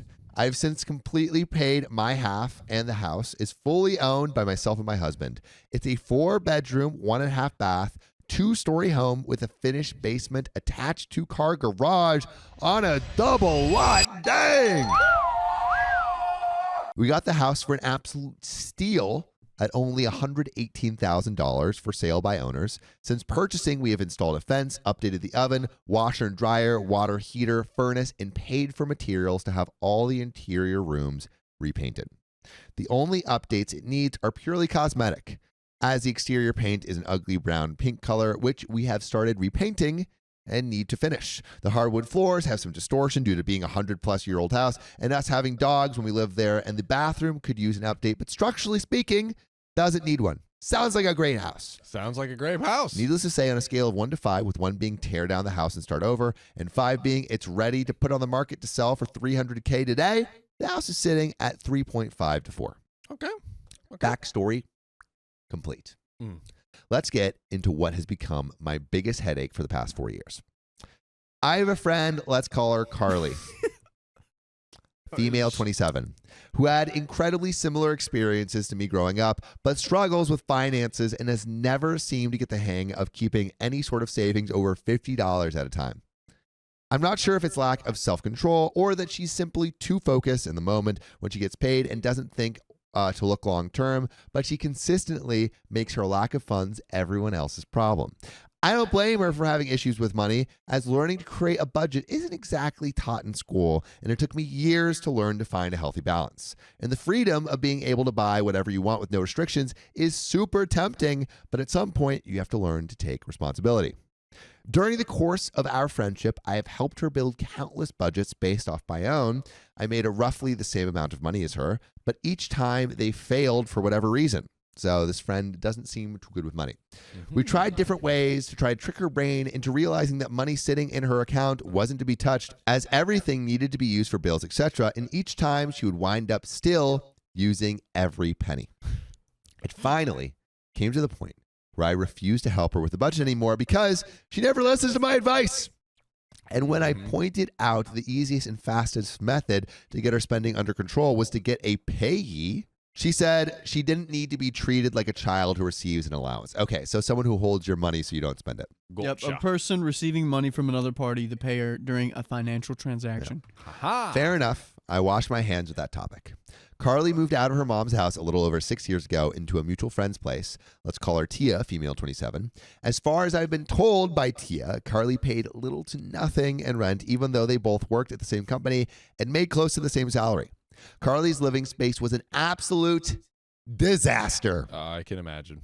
She moved into the basement, and it was lucky if there was even a walkway to get to the washer and dryer. She constantly asked me to come over to help her clean and organize her space. And because I'm a people pleaser, I would always agree. Oh. Each time we'd make significant progress, but then by the next weekend, when I would come over to help again, it was as if a tornado had gone through her space in the course of a week. I have no idea how she was able to fit so much stuff in that tiny space. She would never clean up on her own or make any sort of effort to put anything away, and would always wait for me to come over. And if anyone were to come down to watch us, it was always me cleaning or organizing while she sat back and dictated where everything went. Getting her to donate or throw anything away was like pulling teeth, as somehow even the smallest scrap of paper had some sort of sentimental value. After a little over a year of them living together, Tia couldn't handle it anymore and asked Carly to find some other living situation. All right, so Tia's like, I'm done with this crap. Yeah, I'm done. I see it. I get it. Which I feel like I understand too. She wasn't going to throw her on the street, but she literally couldn't live with Carly any longer. There are a lot of other things that built up that caused this, but I won't go into that there. It just so happened that my husband and I had purchased a second home co-op around the same time. What we had owed on the first was paid off. My husband had come into inheritance, and we were able to look for our forever home that better fit our wants and needs. The best part for us is that the new house was literally a 5-minute drive from the old house. Easy. We had yet to decide whether we wanted to sell or rent our first house when Carly approached us with the offer of renting it from us. She and 2 other friends were looking to move in together, and with the house being as big as it was, there was plenty of space for all of them to have their own room and privacy. Since we hadn't decided if we wanted to sell, and there were 3 renters already lined up, we decided to use it as a means of passive income to invest in our future, and then down the road, we would revisit whether or not we wanted to sell it or keep it as a rental. The red flag that I didn't initially pick up on was that Carly was already referring to the house as her house. Oh, man. I know where this is going. To her 2 potential roommates even before moving in and signing the lease. So by the time it came to them all moving in, Carly had driven the other 2 girls to back out. The way I had written the original lease agreement was that the rent was flexible depending on how many tenants were there. So for the 3 of them, they would have only been paying $750 total per month. And if only one person was renting, it would be $400 per month. A deal. In this area, you can expect to rent a bedroom for $400. So that was a crazy good deal, as we really didn't need the money, and it was mainly to pay for insurance, power/heat, and property taxes. In the 4 years that Carly has lived in that house, rent has gone up 5 times. once to $500 a month because the power bill went up, and we need to adjust for that. The second time to $550 a month due to the same reason, and the third time to $750 after she got a new job in last year in October. More on that later. Also, in the 4 years she had lived there, 2 separate opportunities for roommates have backed out each time because she was setting the rules and referring to the property as her house. So basically, she's making it impossible for her to have roommates. Yeah. Despite having zero claim to the house and the fact that each person would have their own lease agreement. When she first moved in, she was working a minimum wage job and she was my friend, hence the low monthly rent. But a year and a half ago, got a new job at a local university 30 minutes drive away that pays very well and has great benefits. But somehow she manages to blow through her entire paycheck on I don't even know what. Also, during the course of these past 4 years, she wound up owing $750 in back rent as she was repeatedly unable to pay me the full monthly amount due to repeated miscalculations in her budget and overspending on garbage, which she then stuffed into mine and my husband's property. Oh, man. I mean, yeah, I don't know why OP rented to someone that she knew was really bad with money. Yeah. When she was like, oh, she just constantly drains her bank account like a certain website I know. Why would you trust that person? Yeah, exactly. Why would you do it? My husband and I realized it after a couple years of being landlords that we weren't cut out for it. We have too much on our plates and no time for upkeep, and Carly wasn't holding up her end of the rental agreement that she had signed. We talked about it and settled on the decision to sell, but we of course didn't want to throw Carly onto the street and informed her of our plan. She proposed to buy it from us and started going through the route of getting a loan, which there's no way Carly would be able to afford. So, not a chance. During this process, she realized that the house wasn't what she wanted. She wanted land, and the house itself was far too big for her. She told us that, and we understood. And I even helped drive her to meet her with the realtors so she could check out other options to buy houses elsewhere. But each one fell through as she discovered that she wasn't going to get a new homeowner's discount or bargain with any loans that she looked at. And all the loans required a minimum of 10% down payment, which of course she didn't have. Dude, what did she expect? A new homeowner's discount? It's like, this isn't a coffee at a cafe. It don't matter how much you have in your bank account, unless you're trying to buy a house. If you have like $50 in your bank account, don't go trying to buy a house because there's no way you can. Like they're out here, they're not giving me deals on loans. They're asking for 10%. I mean, 10%? That's like it's 30 grand. Usually 20%. Yeah. Like, what are we talking about? This is where the entitlement starts. Carly wasn't going to be able to buy a home, at least not the home she wanted, and settled on buying our house. We briefly talked at the very beginning of our tenancy and that we may consider a rent-to-own situation, but no agreement had been made. No sale price had been decided, no appraisals or property inspections completed, nothing had been signed. It was simply a comment that was made in passing and then chatted about later again in passing.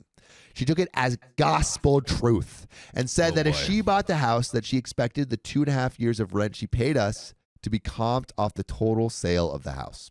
Nah, dog. Beggars, they can't be choosers. I reminded her that we never signed anything about a rent to own and informed her that wasn't how this was going to work. Her next tactic was to try to suggest that we quit claim deed the property to her, again, without her paying us anything additional to the 2.5 years worth of rent she already paid us. How this works is that whoever owns the property grants the title/deed to whoever they're giving it to, and it's generally a lot faster and cheaper than going through the process of buying a house. But there's still generally something paid for the property when the title is transferred. So she essentially wants them to give her a house for free. Just give me the house. Like, At this point, she'd only paid $10K in rent, more than half of which went to paying for utilities that we covered instead of having her pay them, and property taxes. And she was making it sound as if she wasn't going to give us anything beyond that. The entitlement. The entitlement is crazy. They've basically made no money while you're doing. So basically, she's like, hey, make zero money on this house that you own. It's a great deal. What? For me, great deal. Yeah, it's amazing. I love it. Why are you so mad? I again told her that this would not be a viable option. The house was in great condition, and even with the exterior paint and repairs to the floors and bathroom, was worth at least what we had paid for it, $118K.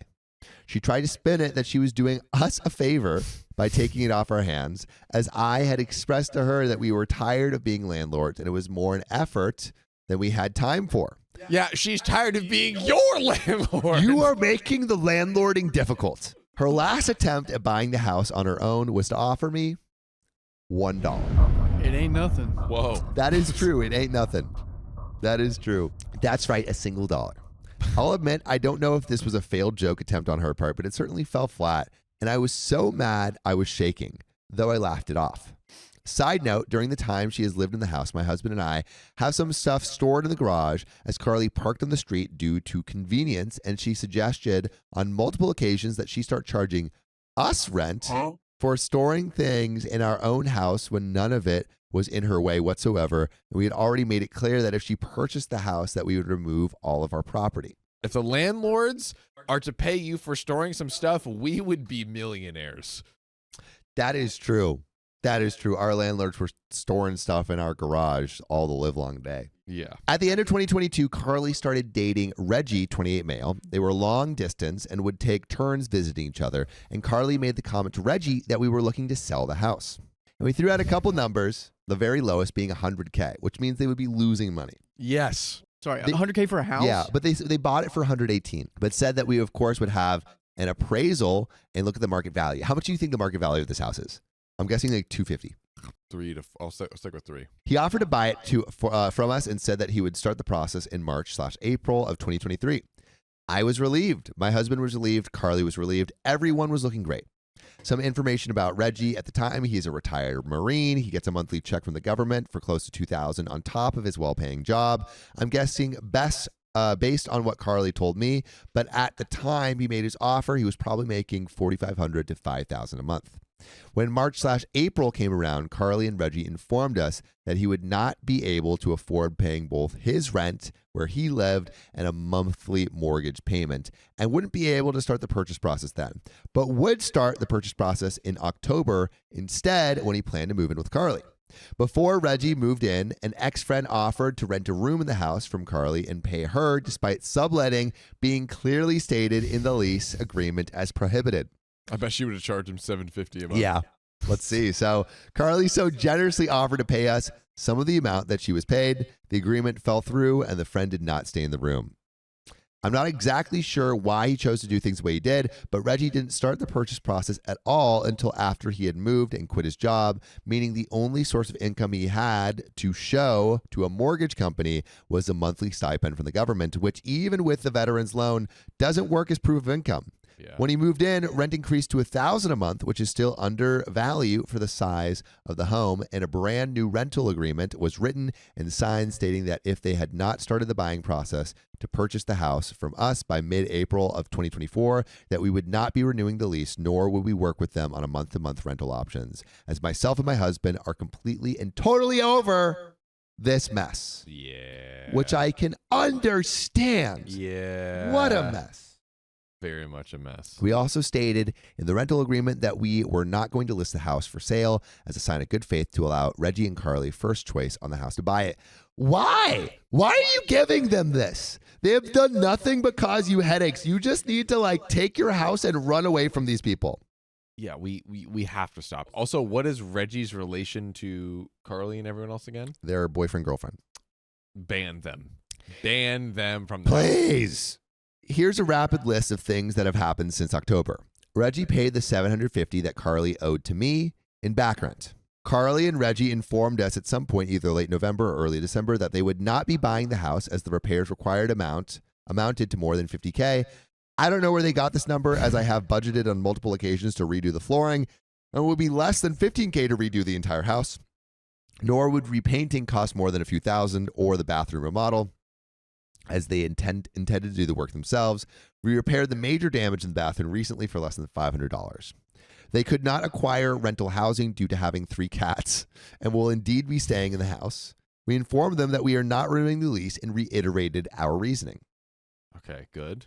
I made the Strong mistake line. of telling Carly that we owed on our mortgage, and they turned around and offered us $50K to buy the house from us, less than 1/3 of the market value of our house if we sold it as is. So it's worth $150K. We were all wrong. Dude. Okay. But Riley was most right. We politely declined and then promptly went home and screamed into pillows. They have repeatedly told Tia that they are desperate for money to the point of debating setting up a GoFundMe. All the while, Carly has gotten 2 brand new tattoos in the past year and has an international trip she has paid for in full that she's going on in the end of March. Dude. And Reggie was still not acquired even a part-time job. We emergency installed a water heater that Reggie paid for that I will have fully paid back by the end of March. And Carly quit her job, and now the only income they will have after the end of this week is Reggie's military stipend. Carly nonchalantly stated that we would have to renegotiate rent for this month and next month's. There will be no negotiations. Yes. She made a bad decision and will have to live with the consequences of her actions. Yes. The most recent thing she did was text me 2 days ago asking if she could pay me in food for this month's rent. Knowing her, the amount that we'll pay will only be a couple meals, maybe $75 in groceries instead of roughly $500 they will owe. I owe Reggie roughly $500 left to pay off the last bit of the water heater. I jokingly answer that the electricity and insurance companies don't accept food as payment, so neither can I. There we go. She then offered to pay me what it would cost to pay these expenses, and then the rest she would pay in food. What is this food payment? She is just stuck on paying in Oh, food. is she gonna like harvest like food from her garden or something? I'll create a farm and I will grow things, and you will get the 6 months proceeds. later, you will have so much corn. Harvest will be fruitful. Yeah, the grain you have. I have not responded. It's been a day and a half. They will pay me in cash and nothing else. Mm-hmm. I'm done. No discussion. Thank God. My warning to all of you. Don't mix business and friends without getting to know said friends very well first. True. If I had known what I was walking into, I never would have allowed her to move it. And we got an update. But we knew from the beginning that this person was bad with money. Why would you rent to her? Yeah. Fool me once, shame on you. Fool me twice, shame on me. Fool me 3 times, still shame on me. Fool me 4 times, you like that's just mean. That's just you're taking advantage of me. Yeah, but also, and it's like, this isn't a case of like, oh, is OP the a-hole or not? OP's not the a-hole. If anything, OP's the a-hole to herself. But like, you decided to rent to this person when you already knew they are not it. They are not it at all. Yeah. There was nothing that they had done that would make you think, oh, like these are people that are financially responsible. And literally part of a rental agreement is ensuring that these people can pay the money. And she had never shown that. And you saw it firsthand. Like, OP, we love you. We love you. First of all, we love you. You're great. But you stupid. What are you doing? Come on. Come on. Don't rent to people who can't pay for things. It's just not smart. It's not smart. You put yourself into the situation. I bet she goes out to like get a fancy dinner, and then she's like, I can't pay for this meal, but I can like paint a room in your house. Yeah. I can pay you in food. How about I make you dinner? Update. What? Good effing God. Oh no. Thanks for all the comments. There was some great advice in there, and I really appreciate it. But I should clarify. The reason we let Carly move in, let us know. Tell us, please. Let us know the reason. Better be good. Is because she made it sound like she literally had nowhere to go. She'd spun a tale that her home life with her mom was not safe. Untrue. She made it sound like Tia was literally kicking her out that day. Also untrue. And she panically hounded me relentlessly in person and over the phone until my husband and I made a super quick decision to let her rent from us. Don't give in. Don't give in. I've learned this is a method of manipulation. I've reached out to an attorney. We talked about everything that's happened. Here we go. They read through the lease and gave us a few options. We wait until May 1st when Carly and Reggie are supposed to be out of the house. If they are not out, we deliver an intent to sell notice. That gives them 90 days to vacate the property after the lease is up. Not ideal. It's a long time, yeah. We deliver the intent to sell now.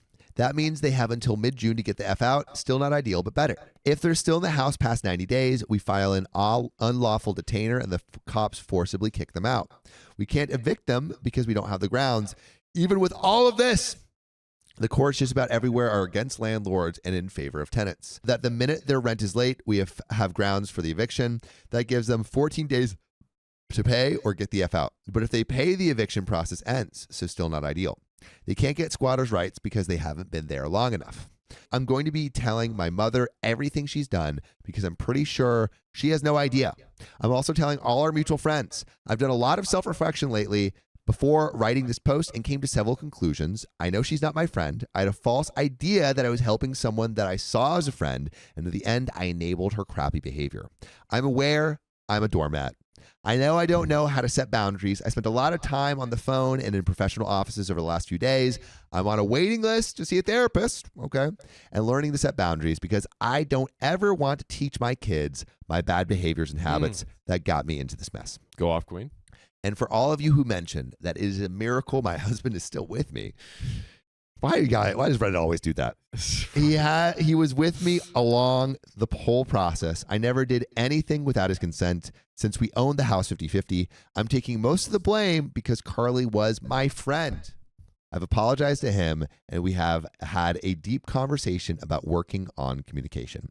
He apologized for not seeing sooner that my friend wasn't who she claimed to be and didn't warn me I was being manipulated. I'll update again when we get closer to May 1st unless something happens sooner. And update 2, they're out and have been since April 1st. Let's go. Life's been insane, and I've been so overwhelmed with this whole situation that it's been hard to get back on here and face it all again. They left the house a mess. But that's not surprising. They claim they didn't have time or money to finish, even though there was a whole month left on the lease.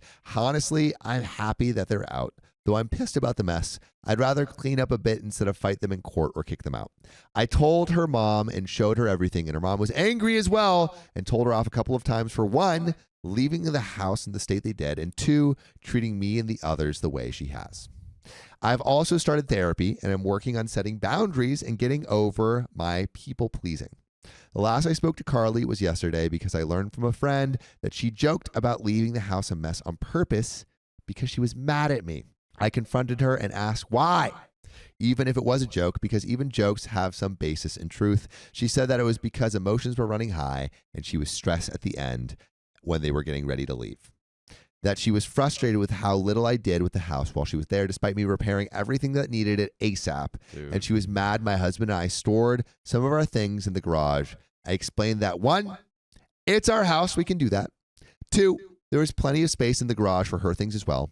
And 3, none of her vehicles will fit in the garage anyway, as they were all too long and none of them ran, so she couldn't even get them into the garage anyway. By the way, you should always get into our little podcast garage by searching OK Storytime on Apple Podcasts or Spotify or wherever you get your podcasts so you can listen to us in your ear holes 24/7, 365 while you're working, while you're driving, while you're working out, while you're cleaning, anything. You can listen to us wherever you get your podcasts. That's right. But we got a little bit more to the story. But my God, these people suck. My God, they really do. Carly also had to junk out 2 of the vehicles she left behind, even though she'd explained she had someone who could keep them on their property so she could work on them. I don't understand any of her logic. I'm done trying to figure it out. Last thing she said to me was that she was sorry, though I don't believe she genuinely is and is just saying it to make herself feel better. Thanks to everyone that's read and commented and given advice. It's been greatly appreciated. Sorry if it's a bit anticlimactic of an ending, but I'm relieved that it's done. Some good news is that we're working with a buyer now and are making steps towards selling for what the place is actually worth. We got a comments. So many red flags ignored over and over. You know she was a dumpster fire when she lived with Tia. Why would you think that she would be better when she was renting from you? Which that's kind of what we said. A great question. Reply, I don't know how the husband agreed to this. I am sure he heard lots of stories from OP. And another reply, because friend in OP's relationship is a dumpster fire, and I assume OP browbeat her husband into agreeing to this crap show. Everyone's the a-hole, and OP owes her husband a huge apology. And another reply said, I read half the post and it just got too exhausted. For someone with some financial sense, she sure didn't use it with this crap friend. And OP replied. Ooh. Wow. So we got OP clapping back. A lot of hate. My stupid, naive self hoped that the other 2 roommates would keep her in check, and I didn't learn until after she signed the lease that the other 2 had backed out. I'm too easy on people and far too forgiving, and I know that's all on me. And someone replied, but you said you were good with money. By letting her live there for so little, you cost yourself thousands. You don't sound naive to me. You sound like you lack confidence to expect people to treat you with respect. I do hope you learn from this, but I think you have a long way to go. You did know, shaking my effing head, you aren't a victim. You saw she was a filthy and lazy piece of poop and gave her a 4-bedroom house for $400 a month. And a comment too, I'm really having a hard time feeling bad for you in any way regarding this woman. I can't even wrap my head around why you would have rented her to her in the begin with. You knew she was a slob. You knew she was completely unable to handle her finances, so you rent out your house to her? That makes absolutely no sense. You enabled her. And the last comment, the only victim is your husband. Dang. Reddit as per usual going. Oh my For gosh. the jugular. For the jugular. And that is where that story ends. But we might got one more story, short story in us. Oh. It is hilarious. All right. I'm excited. My entitled roommate refused to let me eat cheese because she hates it. Eviction. This story is about my roommate, a very peculiar guy about whom I have a lot of stories to share, but I prefer to write more short anecdotes about him than a lot of different events altogether. So let me know if you'd like to hear them. The first time he came to see the house, he showed up with his parents. They asked 1,000 questions about the house, then called the landlord to say they would rent an entire room with 2 beds instead of just 1 bed in it. He didn't want to share the room with others, but he didn't want to rent a room with a single bed because he needed more space than the others. That was the moment where I realized I was facing not just an entitled man, but an entitled family. Aha. By the way, this comes from NA Anymore on the r/OK Storytime subreddit. So, after renting the room, the father sat down on the sofa with a grunt. And the mother began washing everything the son could touch during his stay. Not the rest of the house, though.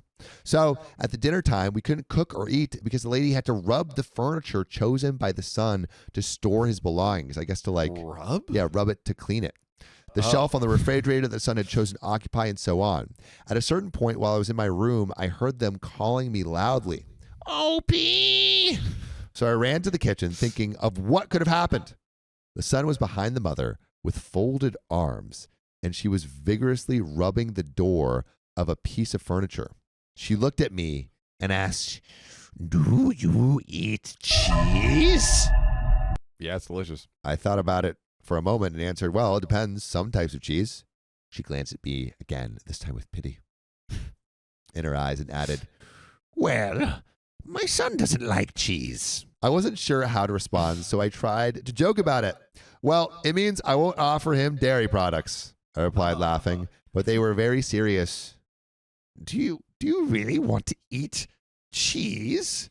"Eat what?" "The cheese!" At this point, I was genuinely confused. The son just stared at me. "Why? Is he allergic?" I asked after a moment of reflection. It was very strange to talk about his son, who was more than 20 years old, as if he were not there. "No," the mother replied, "but he thinks it sucks anyway." I was in the okay phase again. "I understand." I just answered without really understanding, but she didn't let it go. "However, can you cook a lot of things without buying cheese? There is no need to eat it. No need." At this point, it was starting to become a matter of principle for me. Yeah. And I said, "I understand that, but it doesn't suck for me. In fact, there are some very good types of cheeses." Uh-oh. Man's defending cheese. Uh-oh, it's about to be bad. Here, the boy snorted.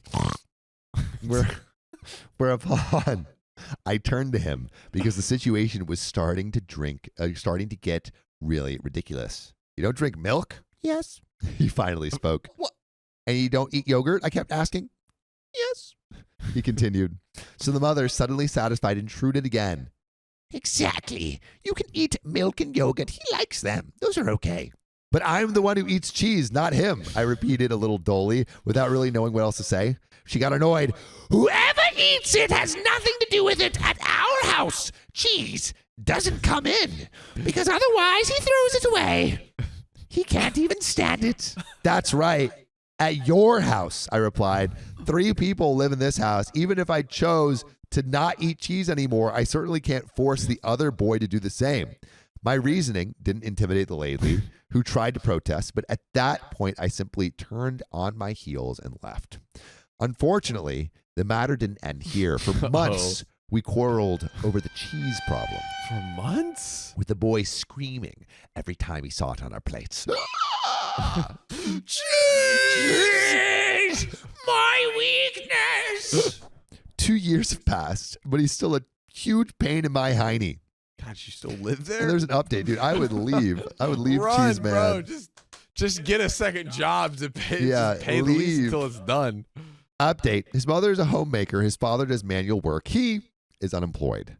How he can spend almost $1,000 a month alone is a mystery. However, I know that money is sent to him by his parents. And this is clear also for another reason. He has absolutely no idea of the value of money. Ooh, I know a chick like this. Yeah. So I had a friend that lived with her, and she would get on the phone with her parents and be like, well, I need this much money. I need it now. Give it to me. Just give it to me. And like pout over it. That's crazy. Get a job, kid.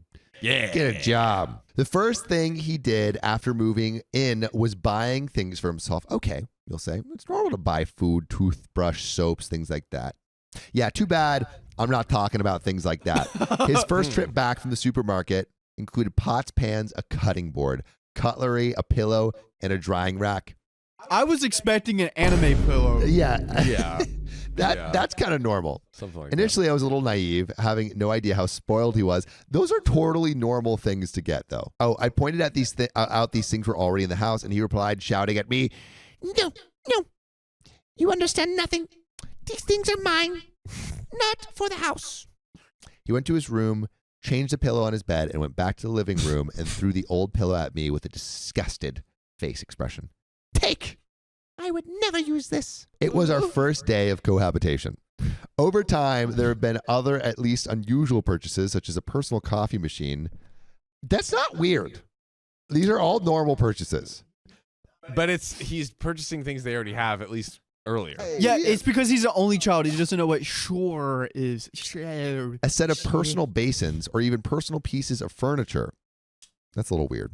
His most shocking and mention-worthy purchase is definitely a vacuum cleaner for personal use. And by personal, I mean only of his exclusive use, but that he only uses it in his bedroom. You know what? I'm giving this guy a pass on all that stuff. He can buy a personal vacuum if he wants. I know where John and I stand on this one. If you have a roommate and they have a vacuum and you can't use it, it's a vacuum. No, I mean, I do think it's whack for sure. Yeah. But of like the things to buy and like, It's not like the most outlandish thing possibly Well, I guess he imaginable. does have 2 rooms. He can store it in one of them. so imagine the scene. He enters his room, turns on the vacuum cleaner, uses it in the few square meters that make up his room, then turns it off, leaves it in the room, takes the common broom and uses it to sweep up the common areas. Creepy. Let's go back to the topic of the post, food. My roommate has a serious problem with food brands. He buys only and exclusively the brands advertised on TV. Obviously, it would be useless to make brand names here since they are different in almost all countries, but think of your most common advertisements on your most common television networks. Well, that's what he would buy. If there is more than one famous brand, he buys a more expensive one. This also applies to home delivered food. If there are 2 absolutely identical sandwiches sold by 2 different restaurants, he chooses the most expensive one because, I quote verbatim, "If it costs more, it means it's better." Over time, I realized that he simply likes to spend as much as possible, even when it isn't necessary. Whenever he cooks for 3 people. Then he obviously eats it alone.